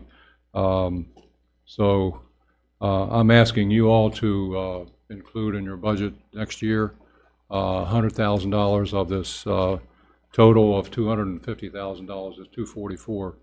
But I would really like for you all to consider and keep us in your budget for next year to help us with this project. You guys have any questions or anything for me? Doc, where will the balance of that come from? I'm applying for a grant through the city of $150,000, which will make up the remaining balance of that. I figured they should step up with a bigger load than you all would, because it's their park. But we have kids from all over the county that play at Oakdale Park. Question: have you at all reached out to the CVB? I'm planning on doing that. Because they do have some grant programs and larger ones now, and this does seem like a tourism attraction. You've got people coming from out of state, things of that nature, so it would fit their bill. So that's somebody I would maybe talk to as well. What's the lady's name that runs that? Mark Jordan runs it, and then Susan Crow is the assistant. Yeah. The other aspect of this thing too is the new greenway that's coming through, because it's going to come right through Oakdale Park. We have parking facilities for the pavilion and other amenities there. So it's going to be a good entrance spot and a good exit spot for people to use the greenway. I think it works out very well coming through Oakdale over to War Memorial Park. Pretty cool. You guys have any other questions? No, just to comment. Dr. Quinn and I have talked a little bit about it, and he shared his once with us, and And I did allude to him that, you know, we always do have a tight budget, but I promised him that we would try to do the best that we could. I know you do, and I respect you guys for what you try to do. John's really helped us a lot with any grant money he's had that left over from the legislature, so. Don't forget those LEDA funds. Make sure you hit those guys up for those LEDA funds. What's that? Make sure you hit those other guys up for those LEDA funds. There's LEDA funds available for projects like this, so don't be afraid to reach out to them and ask if they can help also on this project. Every one of those West Virginia state delegates and our 4 senators have those LEDA funds available. I'm also reaching out to the state U.S. Senate for help with this also. I applied at the Joe Manchin last year and didn't get anything, but they like for people to apply again, so we're going to apply with 2 senators. One's local and the other one is really sports oriented, so I think it might work out a little bit there. But if you guys could help us with part of it, I'm just trying to spread it out to as many people as I can to come up with it. A huge difference in the play of these fields. The maintenance on there is a nightmare for us. A certain amount of safety and hazards that are created by this field. And I travel, my grandson still plays, 2 of my grandsons still play at Oatsdale Park, but I was there for many years when I didn't have a son or a grandson, but it's part of my blood right now. People know that. But, Can I ask the fields that you've had already turfed, about just approximately how much has that saved you all in maintenance? Do you have a how much did it cost? How much did it save you all in maintenance? I couldn't tell you. There's a lot of man hours for one thing, but we have to buy extra dirt, infield dirt. And Mike, could you speak to that at all about, this is my son-in-law, Mike Spry, and he's the division manager for the major division and also coach and manager in the junior division. Mike, would you tell them about the maintenance nightmare on that field? Well, we try to irrigate as much as we can with the grass, but unfortunately the dirt gets dry. When we drag the fields, it goes into the atmosphere. This leaves holes over time, so we have to bring in trucks. We got priced out last year for 2 ton, like $3,800. And that was for the big field. That filled up just shortstop. So I would estimate between $5,000 and $8,000 a year per field. But we can't charge the guys who are working on the fields because they're volunteers. But how do we do that? Yeah, I mean, the man hours, what it's saving you is what I'm getting at. That would free up other dollars to do something even more for the field. You see what I'm saying? The big thing is safety. We've had, there's less bad hops and injuries on this turf than on the natural field than we would ever have on the turf. It's just amazing the difference in the playing ability of these fields. I mean, you could play in the rain if you wanted to because the drainage is so well. They pack this down with 8 inches of stone underneath the turf and then lay it out. And the drainage is just amazing. Then they daylight it out at one side of or the other of the park, and works incredibly well. We have so many people that come to Oatsdale Park from all over. I mean, I tell you, it's incredible. We have one tournament that we're hosting that they will play 88 games in 3 days at Oatsdale. They're bringing teams from everywhere. I just can't tell you all the surrounding states. And we do rent the field out. There's one way that we are trying to recoup some of our money that we put into this for future replacement of turf. We know that it only lasts about 10 to 15 years. And right now we have some money that I've invested with Morgan Stanley to try to grow that a little bit so that we're ready when the day comes. 15 years if we need it, we've got some money there to just put, you don't have to redo the whole thing, the carpeting just gets worn out. So in addition to what you're looking at as far as the turf's concerned, we're probably going to have to buy 3 portable mounds because we make the fields universal for different age groups. And we can move the bases in and move the home plate or the mound in to accommodate those different intensities. So we utilize the fields almost 7 days a week. Less on Sundays. We typically don't have play from our league at all, but the teams that rent the field, because it's just amazing when they come there and see it, as they're so impressed. I think this is the same thing that's going to happen when the Greenway comes through. People are going to see it and say, wow, I didn't know this was here. And it's been really good for us. This is one of the last things I want to try to do at Oakdale Park. I can't keep doing this until I'm about half dead or whatever. But it's been quite a run, and I'm really proud of the way it looks right now. It looks very good. I know I look over there. Every time I go over the bridge, I look over and just see the work that's been done there over a period of time, and it looks really, really nice. I mean, you guys have done a lot of work there. We benefited from the Raleigh Street extension back when. We got about $1.2 million to build some new buildings and do some fence work to move one field out of that area down in the floodplain area. So that really initiated a lot of the things that have happened out there.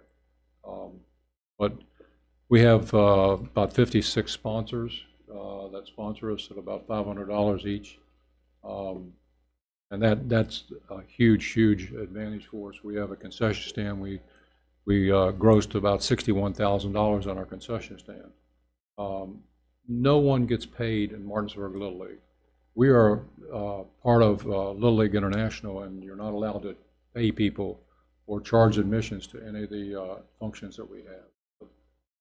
I'm real proud of it that people are coming and they're really impressed with what they see, and it's been quite a movement. I too look over each time I go over the different bridges and see what's going on, and it's quite a heartwarming feeling to see it. And it's even more heartwarming when you go out there and you see grandparents and parents and siblings, and the park is just alive and well. So it's been very, very good. We don't get the turf, we're going to keep going, but I'm eventually going to get it. And thanks for the suggestion. There's money out there, you just have to reach out and get it. I've got a couple grants on the table right now. Margaret Kersey, I don't know if you all know Margaret, helping me with some of the grants. She got involved with that, and hoping that happens, and that we can move on with this. Very good. Well, thank you, sir. Thanks for coming in. Yeah, Always good to see you. Thank you guys very much. Appreciate it. I met Dr. Queen about 30 years ago when I first hung out my shingle, and I did a little bit of advertising with Little League, and I've watched that that facility out there completely, change in the last 30 years, and thank you for your commitment to Martinsburg Little League and commitment to Martinsburg. I have one more question. His dad was my first supervisor when I worked at Solar X Wow. by Corning Glass. Yeah. I have one more question. Does Parks and Rec help you guys? One time, we got 2 years ago, maybe 3 years ago, we got $33,500 to upgrade our concession stand, which is state of the art right now on the inside. Everything's stainless steel, movable. It was kind of a health hazard before because of mice and so on and so forth, but we tried the best we could. Right now, it's great. We're using Petty Pest as far as pest control is concerned. We were able to put new walls, floors, upgrade the bathrooms, and those kind of things, which really did help. That 33.5, we were able to put shingles on our pavilion, which is really a highly used building in the park. So, yeah, you guys have. Yeah, I'm just trying to brainstorm because I know we're highly challenged with our budget, but I also know where we put money to that's sort of mandatory, and also where there's grant money available. So, if we can't get it all to you, I'll try to help you find it. I'd love that. That's great. Yeah. And if I don't reach out, people don't know I'm reaching out. So that's the whole thing. And I'm reaching out to you guys. I know you'll do what you can, and we do appreciate it. Absolutely. Any way I can help, please let me know. Okay. Very good. Thank you, sir. Thank you, sir. Thank you, sir. Thank you, guys. Did you need these back for it? Are you sure? One for. Yes, sir. Always good to see you. See you later. Want to for another presentation? Thank you, sir. Yeah, no, I appreciate you. Thank you. Appreciate it. Okay. I got you. I said leave one for you guys. We'll add that to the budget binder when you got it original. Yes, sir. Also take another 10-minute break.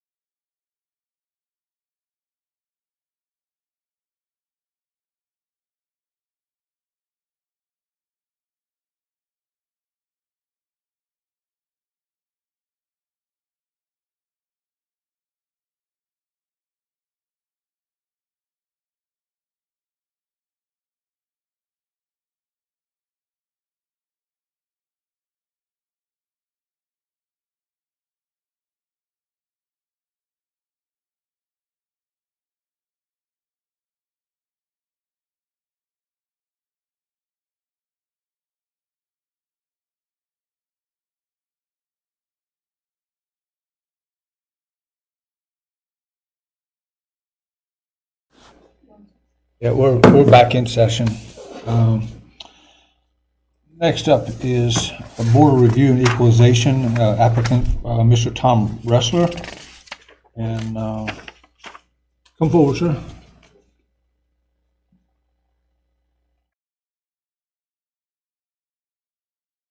If you would. So in the commission, this is just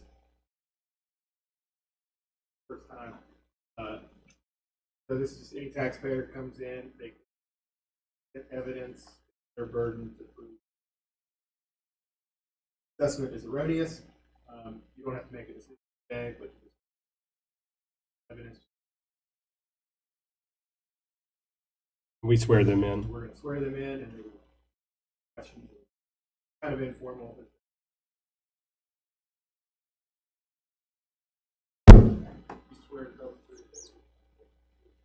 Yes. Thank you. Welcome, Mr. Ressler. Thank you. Well, I had this assessment done on my property. It's 2387 Grade Road. Property assessment went up $5,700.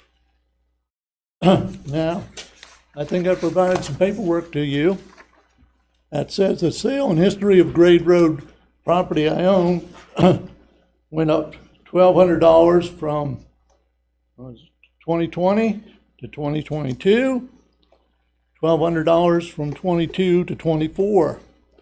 So I'd like to know why it went up $5,700. There's nothing on the property except one RV, which is kept there for a gentleman in Florida. The only thing I do is sit on my ass and mow the grass. There's nothing else I do. So why has it jumped so much? Very good. Are you finished with your comments, Mr. Ressler, for right now? Until he, Sure. he can give you a rebuttal All right. as to why this was done. Thank you. How are you all doing? Good. So I'm from the assessor's office. Some of you know me. I'm Cody. So with his particular property, when we went out there this year, we saw the camper there. So we sent a letter to him asking who is the owner and what's their address so we could bill them. He replied to us, it is there for storage purpose only. So without proper ownership info, we assessed it on his land. We get the values from the NADA book. You guys have a copy of that. Using his model number, we used the used trade-in, so 8950 is what got added to his appraisal, which is what generated that increase in assessment.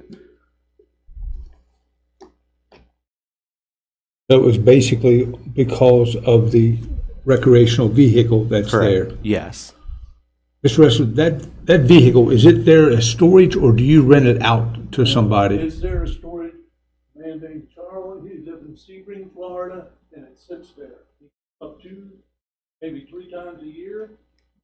The rest of the time, he's at his vacation home. And he's got 3 or 4 houses.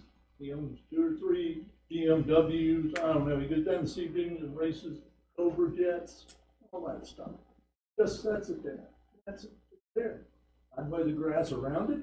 I don't do anything to the camper except look at it. So is it, Not mine. excuse me, is it registered with the state of West Virginia? No tags.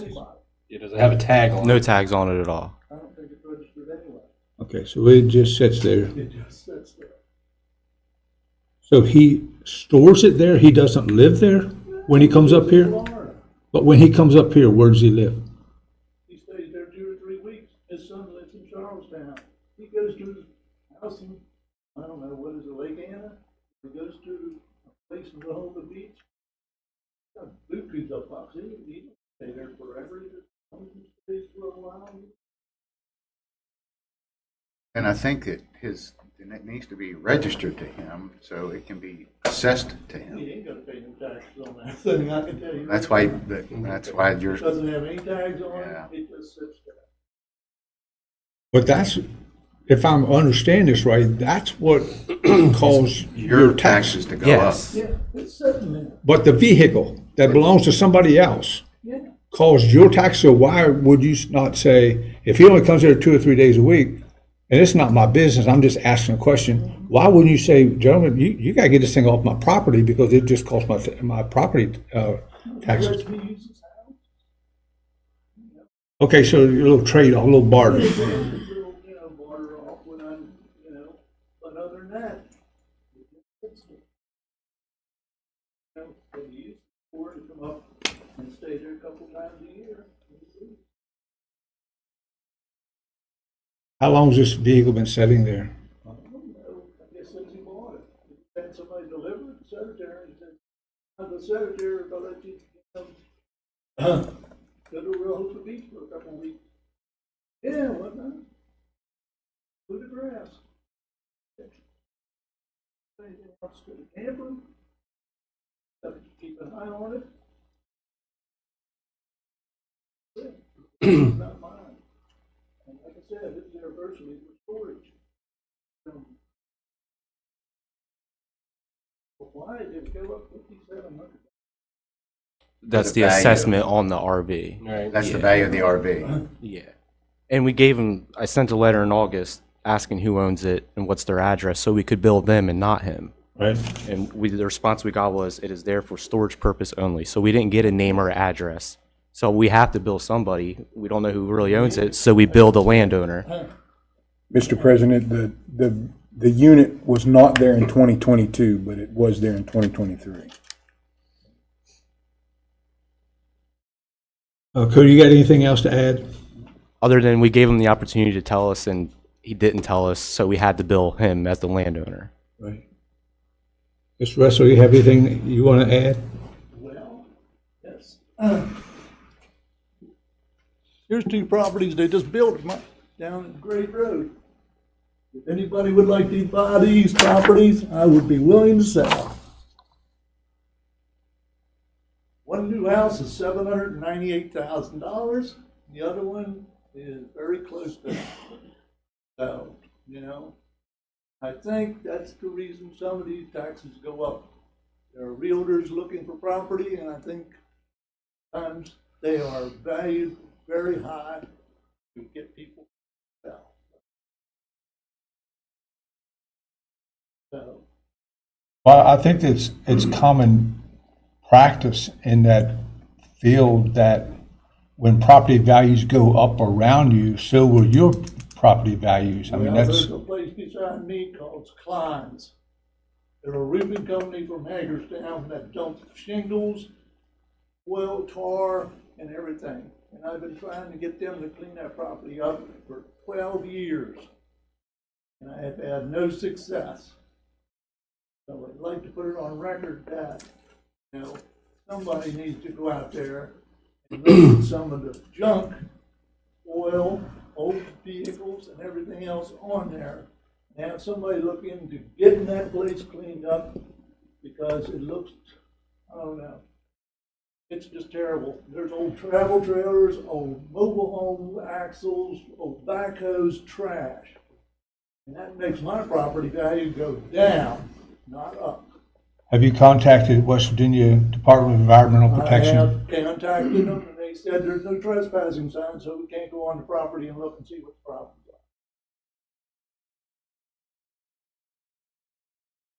are. Okay. Anything else, sir? No, that's all. I'll be awaiting to see what you say. I'll kill it, and, but I can assure you, you can bill Mr. Stewart for the camper. I'm gonna pay it. Just sits there, and one day I guess he'll come and take it back to where he bought it from. I mean, in fairness to everybody else in this county, somebody's got to pay the tax on it. Well, you got 10 cars sitting there with, on blocks. All right, why don't you tax those people that got all that junk sitting there and tax them for each vehicles they own? Because it's an eyesore to everybody else, but they ain't taxing them.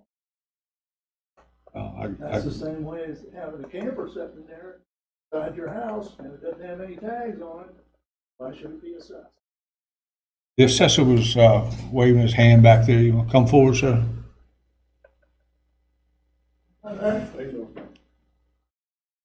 Just a comment. There's a mobile home or a camper sitting on his property. It's no different than any mobile home sitting on vacant land or in a mobile home park. It belongs to somebody else. We always do a special ID and bill those people. Problem here is we didn't have a name or an address for Mr. Ressler. We had nobody to bill it, so we have to bill it to somebody. This can be remedied real quick. If we get a name and address, we can bill the gentleman that owns the camper. We can make up a special ID, send him a bill. If that would be for the 25, we can make up a 24 bill. And we need to correct it for 25 because when the bill comes out this year, I mean, if that's the way it's set up now. But if we get a name and address, we can send that to the guy that owns the camper. If he pays the bill, we can exonerate this bill. But we have to have a name and address, and we send out that to mobile home parks every year. You know that. We have to get the name and address of the property, the people that own the mobile homes on that property, or we can't bill them. So if we can get a name and address, we'll bill them. We can correct your bill. Why don't you go to Mr. Klein's property? There's 4 different trailers there. This has nothing to do with Mr. Klein's property. We're just talking about this one here. But we can correct this one very simply by getting the name and address. We can do a supplemental bill. I do want to add on his application, there is an incorrect parcel number on there if you just want to correct that. He's got Falling Waters Map 6, Parcel 7. It's actually Parcel 7.18 for a correction if you want to just correct that. But we can remedy this very quick. Well, that would be my suggestion today, Mr. Ressler, is give them the information, let them correct your tax. Well, that's up to him, but he's costing you money today. Yeah, It doesn't mean anything. It's not my camper, but I get to use his house. But it's on your tax bill, sir. I'm just gonna have to pay for it. Give us a name and address. We'll send it. Thank you. Thank you, Cody. Thank you, Mr. Ressler.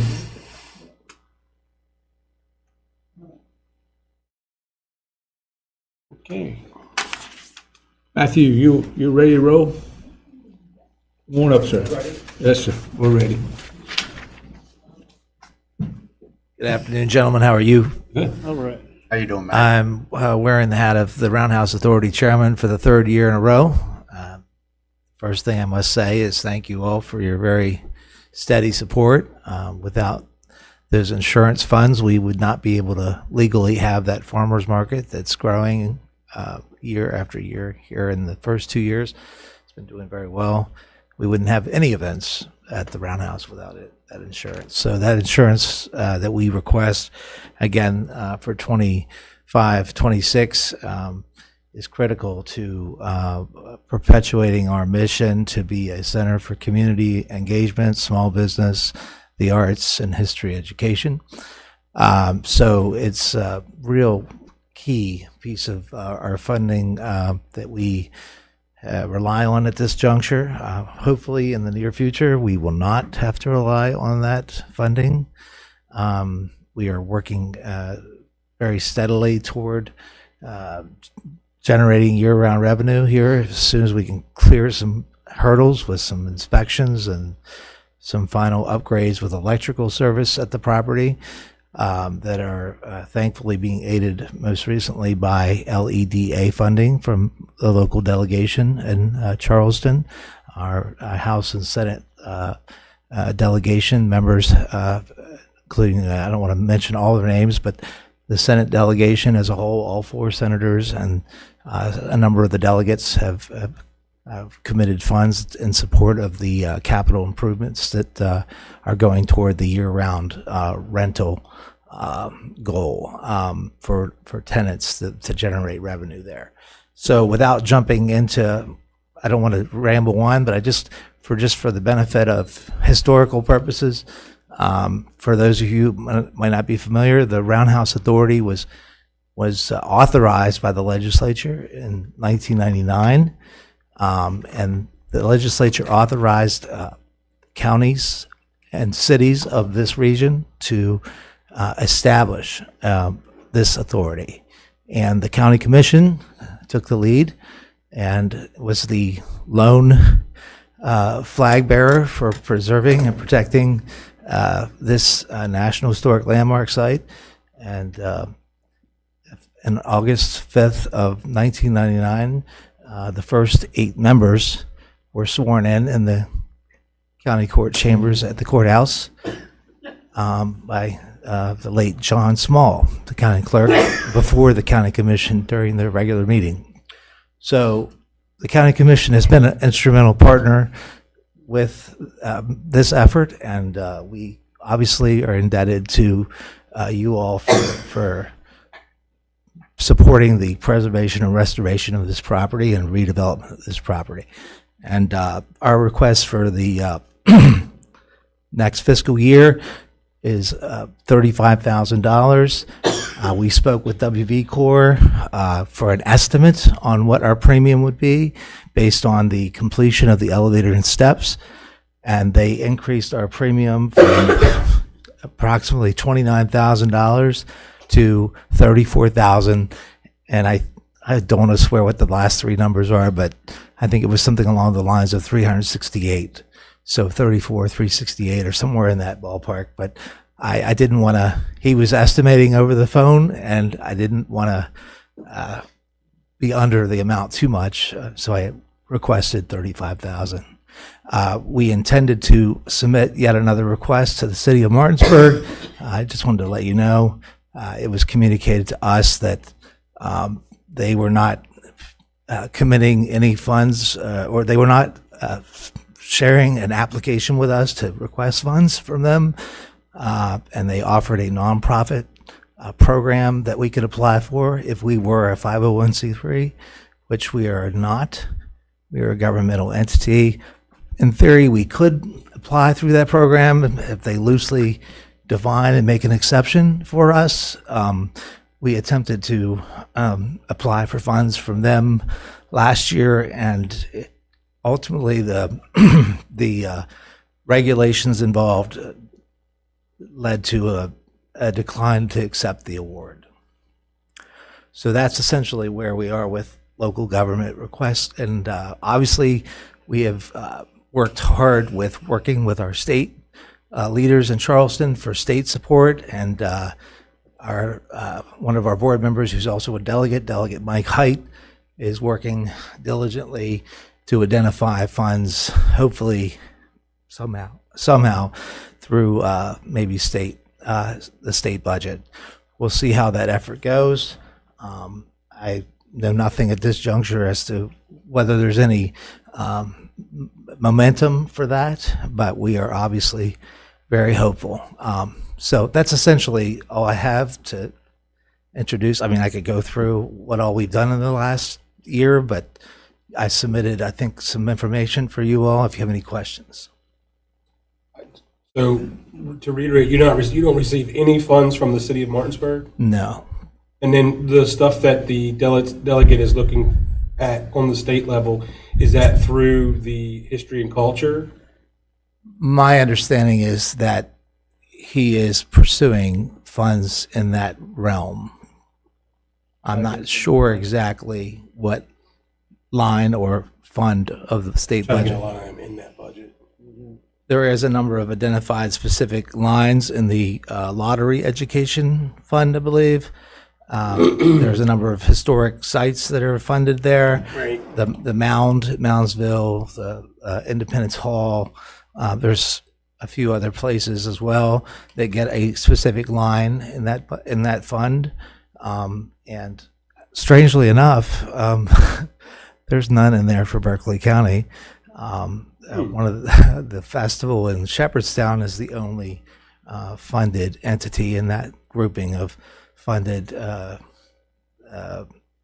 entities there in that section of the budget. I'm not sure if he's aiming for that section or not, but I've reached out to some members of the delegation and mentioned that it doesn't seem to be equitable in a district house breakdown across the state, you know, how these particular entities have a specific line in that section of the budget, based on population or? No, it's based on who's in charge at the time. That's how it's all based on. I don't. You speak from experience, right? I'll defer to your Berkeley perspective. County not getting its fair share. Shocker. So I am thrilled though to say that the delegation has went above and beyond in supporting the Roundhouse in the last, especially in the last 3 or 4 years, and former Senate President Blair and all the delegation of the Senate have been really strong. Senator Trump and Senator Rucker and Senator Barrett have all been strong supporters of what's been going on there. So. Well, there's certainly been a lot of work done down there, and there's still a lot of work yet to do. But there is, I think, light at the end of the tunnel. I swear I do, especially with the... no pun intended, at least it's not a train company. Yeah. That upstairs of the bridge shop has so much potential. Absolutely. And the really, the one exciting thing that's happening, thanks to the Region 9 ability to help with the federal allocation, which is again a capital allocation. It doesn't help anything about operational costs that keep going up.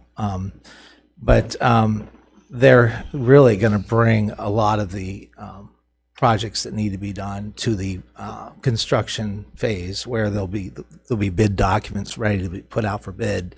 So then it's just a matter of identifying the funds for some of those needed capital projects, like the Market Pavilion and some additional ADA accessibility, better road access, studying a secondary road access across the creek, pedestrian bridge study across the creek.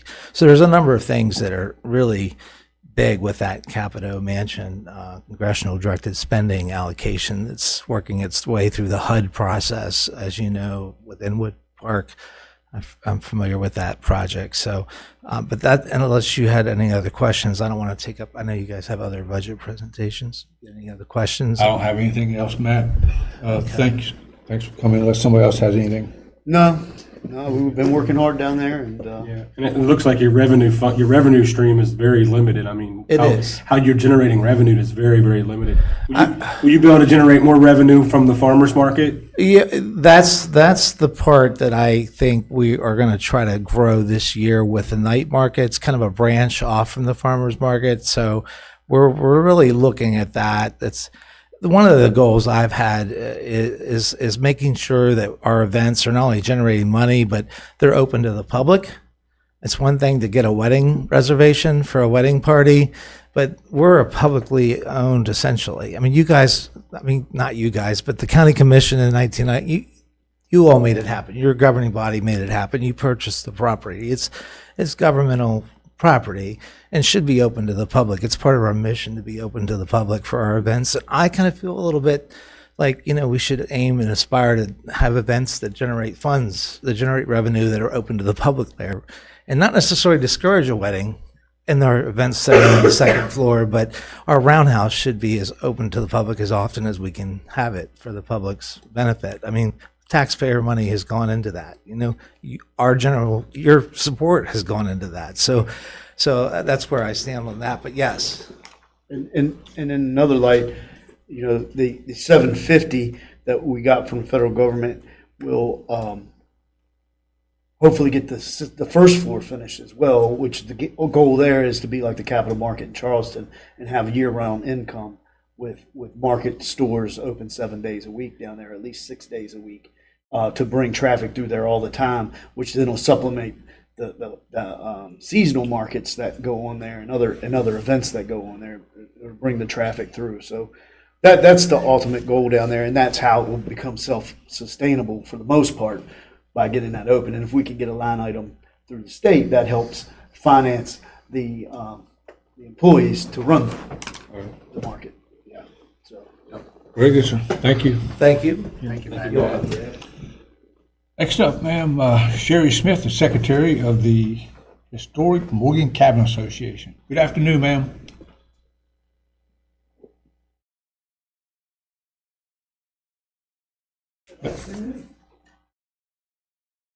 Welcome. Best dressed presenter so far today. He sure is. Thank you for the opportunity to speak on behalf of the Historic Morgan Cabin Association. I apologize that I have a cold that's in my throat, so hopefully I can get That's through right. We this. got two ladies down here coughing their heads off today, so We're all doing fine. our best, right? I was I thinking keep trying to go this way a little bit at a time. Then I hear him go, and I come back this way. I'm pulled. Don't know where to go. Now you're going to have it come from this direction. Jeez. I'm cornered. Something's over with. The mission at the cabin is to preserve the Morgan Cabin for future generations and to teach the story of Colonel Morgan Morgan, the first white settler in West Virginia. Since 1976, our volunteers have consistently worked to maintain the Morgan Cabin for future generations. Through countless volunteer hours, we have made many additions and improvements to the cabin and to the grounds. As I mentioned, our volunteers have been working to preserve the Morgan Cabin for 49 years. In 2001, we received a 501c3 tax exemption status through the IRS. By doing this, we became eligible for outside grants, which we actively pursue. In order to promote our tours and latest improvements to the cabin, as well as the latest announcements, we have a Facebook social media page and a website. Today, we are asking for financial assistance to help pay for needed capital improvements. The western cedar siding on the cabin needs to have a preservation sealer applied, as well as to the windows and doors. I had Doug Reed up last summer and he looked at it, and the siding is actually like drying. He said we definitely need to get a preservation sealer on it, and this will protect the cabin for many years. We completed an exterior electrical upgrade 2 years ago, and we need to also upgrade the interior electric in the cabin. The pine trees have become very overgrown and need to be trimmed. We're going to seek professional help from a forester and tree trimmer to proceed in the best way. The trees are just so large and overgrown that I'm afraid they're going to go on the pavilions, but we don't want to just go in and cut. We want to find out the best way to trim them so it'll be safer. The shrubs around the cabin have become very large and overgrown. We would like to replace them with shrubs and flowers that have a historical significance during the time period of Morgan Morgan. Particularly rhododendron, we think, would be nice there. In talking with Doug Reed, who restored the cabin in 1976, I noted that he said many of the historical sites he has restored have not been taken care of and are in complete disrepair. So we're fortunate that we've had a committee that has stuck with it all these years and takes good care of the cabin. In 2022, we added a solar audio kiosk with a narrative of the cabin history. This is a great addition and was obtained through a grant with the Convention and Visitors Bureau. Visitors can push a button to hear the cabin history. We also put a private conservation truck sign on the grounds presenting further history. This was made possible through a grant from the Two Rivers Giving Circle and the Community Foundation. Along with the audio kiosk installed earlier, our history is now available for visitors at all times, even when no docent is available. Through a grant with the Convention and Visitors Bureau, we are having a professional video made of the cabin to share with others and to promote tourism. We are also creating a brochure to share with our guests and community. We are asking for your financial help, but we are also pursuing grants and other ways of generating funds for the cabin. We plan to have another fall festival in September to provide a community event. At this festival, there will be many special activities and cabin tours. Also planned are haunted tours of the cabin and grounds each weekend in October. Both of these are fundraising events and are put on by our volunteers and will be attended by several hundred people. For the third year, we are going to celebrate our veterans with a special activity Memorial Day weekend. This is not a fundraiser, but will honor our veterans by having them share their memories with the community. We will provide free light refreshments for everyone attending. Our second Sensory Santa was held at the cabin for special needs children in December. Gifts and cookies were given to the children by Santa. Pictures were taken of the families with Santa and provided to them at no cost. The gifts were provided by the Brad Wright law firm. Brad has been extremely generous with this activity and providing these things for the kids. The day was an overwhelming success, and it will be held again in 2025. At the cabin, we have many school group tours planned throughout the year. We share tours with groups in public schools, scouts, 4-H, homeschooled, and community groups. These groups get a historical walking tour by volunteers wearing period costumes, as well as the neighboring Cool Spring Farm, which was built by Morgan's son, Zachwell Morgan, who founded Morgantown. We also open up the cabin for any Morgan family descendants or requests from the public to have a tour of the site. We are hopeful that the community will come visit the cabin and enjoy this special site. We're excited about our plans for the cabin for 2025 and are eager to see what progress can be made with the goals that I've outlined for you today. As always, when our cabin volunteers can do the work and save labor costs, this is what we do. We hope these improvements will protect the cabin for future generations.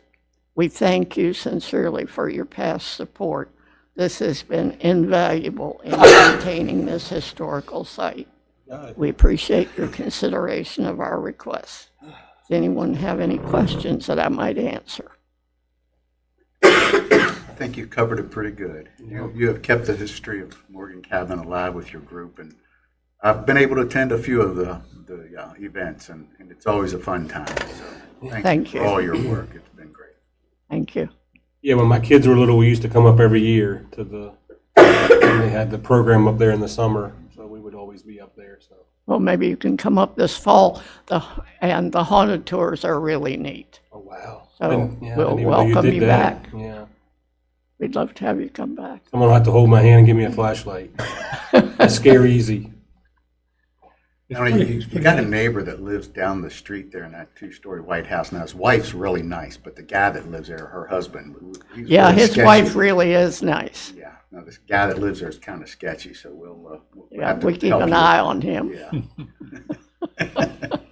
Now, Sherry, your all's passion of maintaining and preserving that history is quite admirable.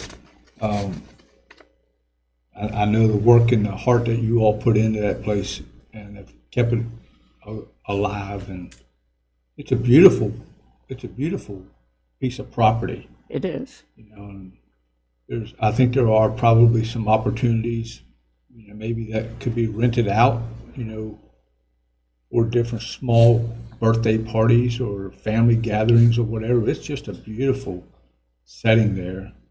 It is. But thank you all very much for what you do and how long you've been doing it. And, you know, we do try to help where we can. And we appreciate it. You know, the mowing and stuff that we've been able to help with over the last couple of years, I know has saved you some money. That mowing has saved us about $1,000 a year by having them mow the cabin grounds. It's worked great. Yeah, so, you know, we have community service folks there helping to maintain that property. So it's a win-win for everybody. Yeah. So I don't have any further questions, but thank you for coming in and presenting to us today. Thank you so much. We appreciate your support, really. Thank you. And we'll look forward to having you come. Yes. It's pretty good. It is. Yeah, I went up this fall. And Mr. Gokenauer has been really good about coming to our activities and supporting us, and we appreciate it. I'm going to do that hog call this year. Huh? I'm going to do that hog call this year. I've been practicing. Ask Candy. We have a hog calling contest at the festival, and it's neat. The first year, How's that go, Eddie? See the what you first do year, Just keep these powder dry. They're not giving nothing up. the first year I had to go around and solicit people to come. Nobody wanted to do it. But the second year, they really had a good time, and we just had a ball with it. So we enjoy it. Thank you very much. Thank you. All right, next up, Susan Crowell, Berkeley County Historic Landmarks Commission. Good afternoon. Good. If I was the last. You are? Oh, good. I'll make it real quick. Thank you. I'll explain what I'm giving you guys here in a second. It's the Berkeley County map? Yes. All right. Because You got a everybody day's needs to know everywhere I go in Berkeley County to visit the historic sites that I'm handing you guys. Well, thank you, ma'am. You're welcome. Thank you. You're welcome. You find these in the visitor center?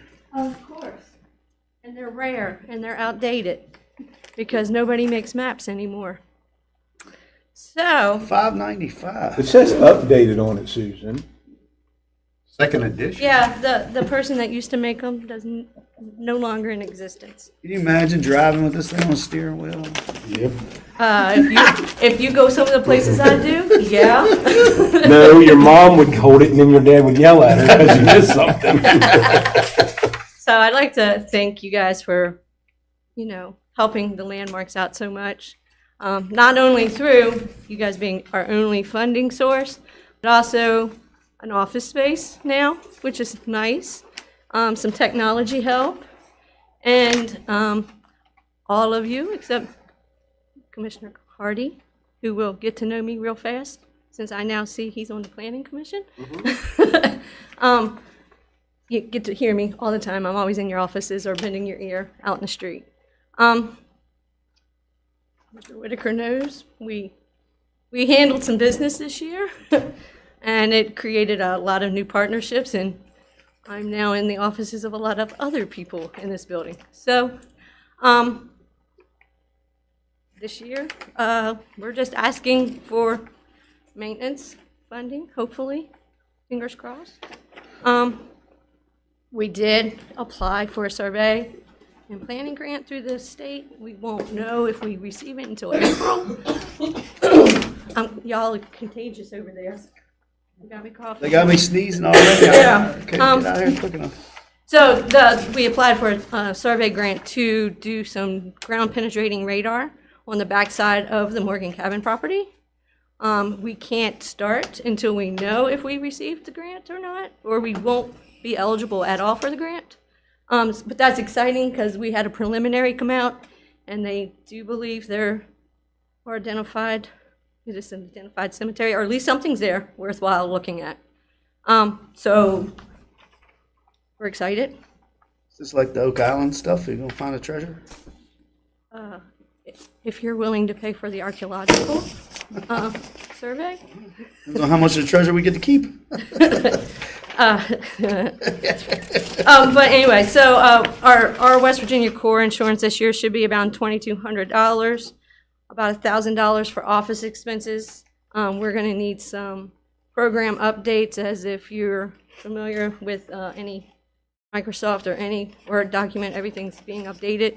$4,000 for maintenance on our properties. Last year we went to go do a property on Allensville Road to Camp Hopkins, and come to find out that it needed a lot more than we could afford. But luckily there was a anonymous person that went out and did our property for us, and rumors come back to me, and I had to go out and stand in the middle of the road and see it for myself because I couldn't believe it. But they cleaned up the property really well, brush hogged it, and took it all the way back. And we hope to maintain it so we don't get back to having to get brush hogs out and clean the property. We also have the Quaker Cemetery, which needs maintained and mowed. And if you guys are familiar where the Quaker Cemetery is, that's the stone wall on Tuscarora Pike. So the wall needs a help every once in a while because people Cars don't make the turn. People miss the turn. And then we are possibly looking into updating or creating some new historic architectural surveys in areas that were not covered when the Great Don Wood was scouring the whole county and surveying everything. And we've estimated that it might be about $2,000 just to at least start it. I need to reach out to a couple historic architects and see how much they cost per hour to do it. And they're not cheap. We were estimating about $700 an hour just to get started. And then if we do accept our grant and get our grant, we hope to take whatever funding that we're going to get reimbursed and just continue to put it back into the property with maintenance, fencing, whatever may need done to just keep it clean. That's about all I got. You guys got any questions? I know you guys want to get outside. It's 55. Is it really? Yes. Yeah. Well, having served on that board for, several years now, it's, this commission created the landmarks, but never gave them any financial help to do anything.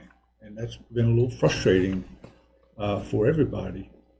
And they do a lot, especially with the growth that's going on here, especially locating and identifying graveyards that need to be protected from development, as well as historic districts that have been identified and others are yet that need to be identified to keep certain commercial growth from occurring in these areas or even residential growth. So they do a lot of stuff, and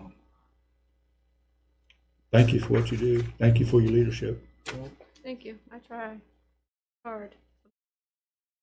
Are a lot of these places private residences? I'd have to look. I'd be able to tell you. What is unique about our area, though, if you look at that, our dam is a historic mark. Roundhouse is one of only 16 national landmarks in the whole state. And we do have bridge, Horse Ford? No, not Pack Ford Horse. Parks Gap Bridge. Parks Gap Bridge. Yep, that's pretty cool bridge. Where's that at?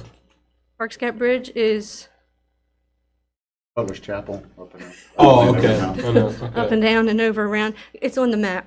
What about Van Meter's Ford Bridge? Is that Yeah, how I think you- I don't know if that's actually a national landmark or not. I have to look on that, but I know Parks Gap is geological. Is that the bridge where the road comes out from Hedgesville Town Square? No. Yes, you can get to it. Dry from- run. Yeah, it's dry next to run, it. but yeah, That's where Dry Run and the Hedgesville Square Road meet. No. yeah. Cannon Cannon Hill. is It's down at the Cannon. bottom of the mountain there, Yeah. where it goes across. That the road to the wall right, back Cannon there. Hill Road, goes right Yeah. to Hedgesville in the square. Well, Cannon Hill does. You Yeah. have to turn off that road to it. But the bridge is down at the bottom. They replaced the old bridge. Oh, She knows what I'm talking about. Yeah. You're right. You're I'm right. I'm on his road. Okay. You just make a left to go your way, but Yeah. Yeah, if you come over that bridge, you go straight up to Butler's Dry Run. Chapel, but if you make that left right there, it goes Hedgesville to Town Square. Yeah. sorry. Yeah, I you're spent right. a lot of time. I even ventured out on Swinging Bridge Road this year. I took that one once this year already. Oh. It gets to the woods. The Lake Beat Plantation. the traffic, I'm telling you. The Lake Plantation Cemetery, someone stole every bit of wrought iron fencing. It's right on the corner of Scrabble and Bennington Road. Yeah. Is that right? Yeah, they had wrought iron fencing Yeah. around a lot of someone stole it all for scrap. City Woods. Isn't that terrible? Yes, it is. You know, Dean Stickles lives across the street and he's always taking care of that cemetery. He came out one morning and every piece of wrought iron had been stolen from the cemetery. And as the landmarks, we rely not only on our volunteers for eyes and ears, but the public too, because if anybody drives anywhere in Berkeley County, it's not an easy track to get anywhere, so you never know. Just like that, the guy goes to bed at night, wakes up the next morning, and it's gone. Okay, man. Thank you. Very much. You guys have a great day. Get Yes, outside. thank you. Enjoy the weather. Okay, any other items from the public? Hearing none, I need a motion to recess. I move that we recess. We are in recess. Thank you. Oh, yeah, your board review doesn't stop till 4. Oh, we have to stay here and break. Oh, I'm sorry. Now we can Sorry, we're unrecessed. Well, we're back in. We're back in. You can take a break.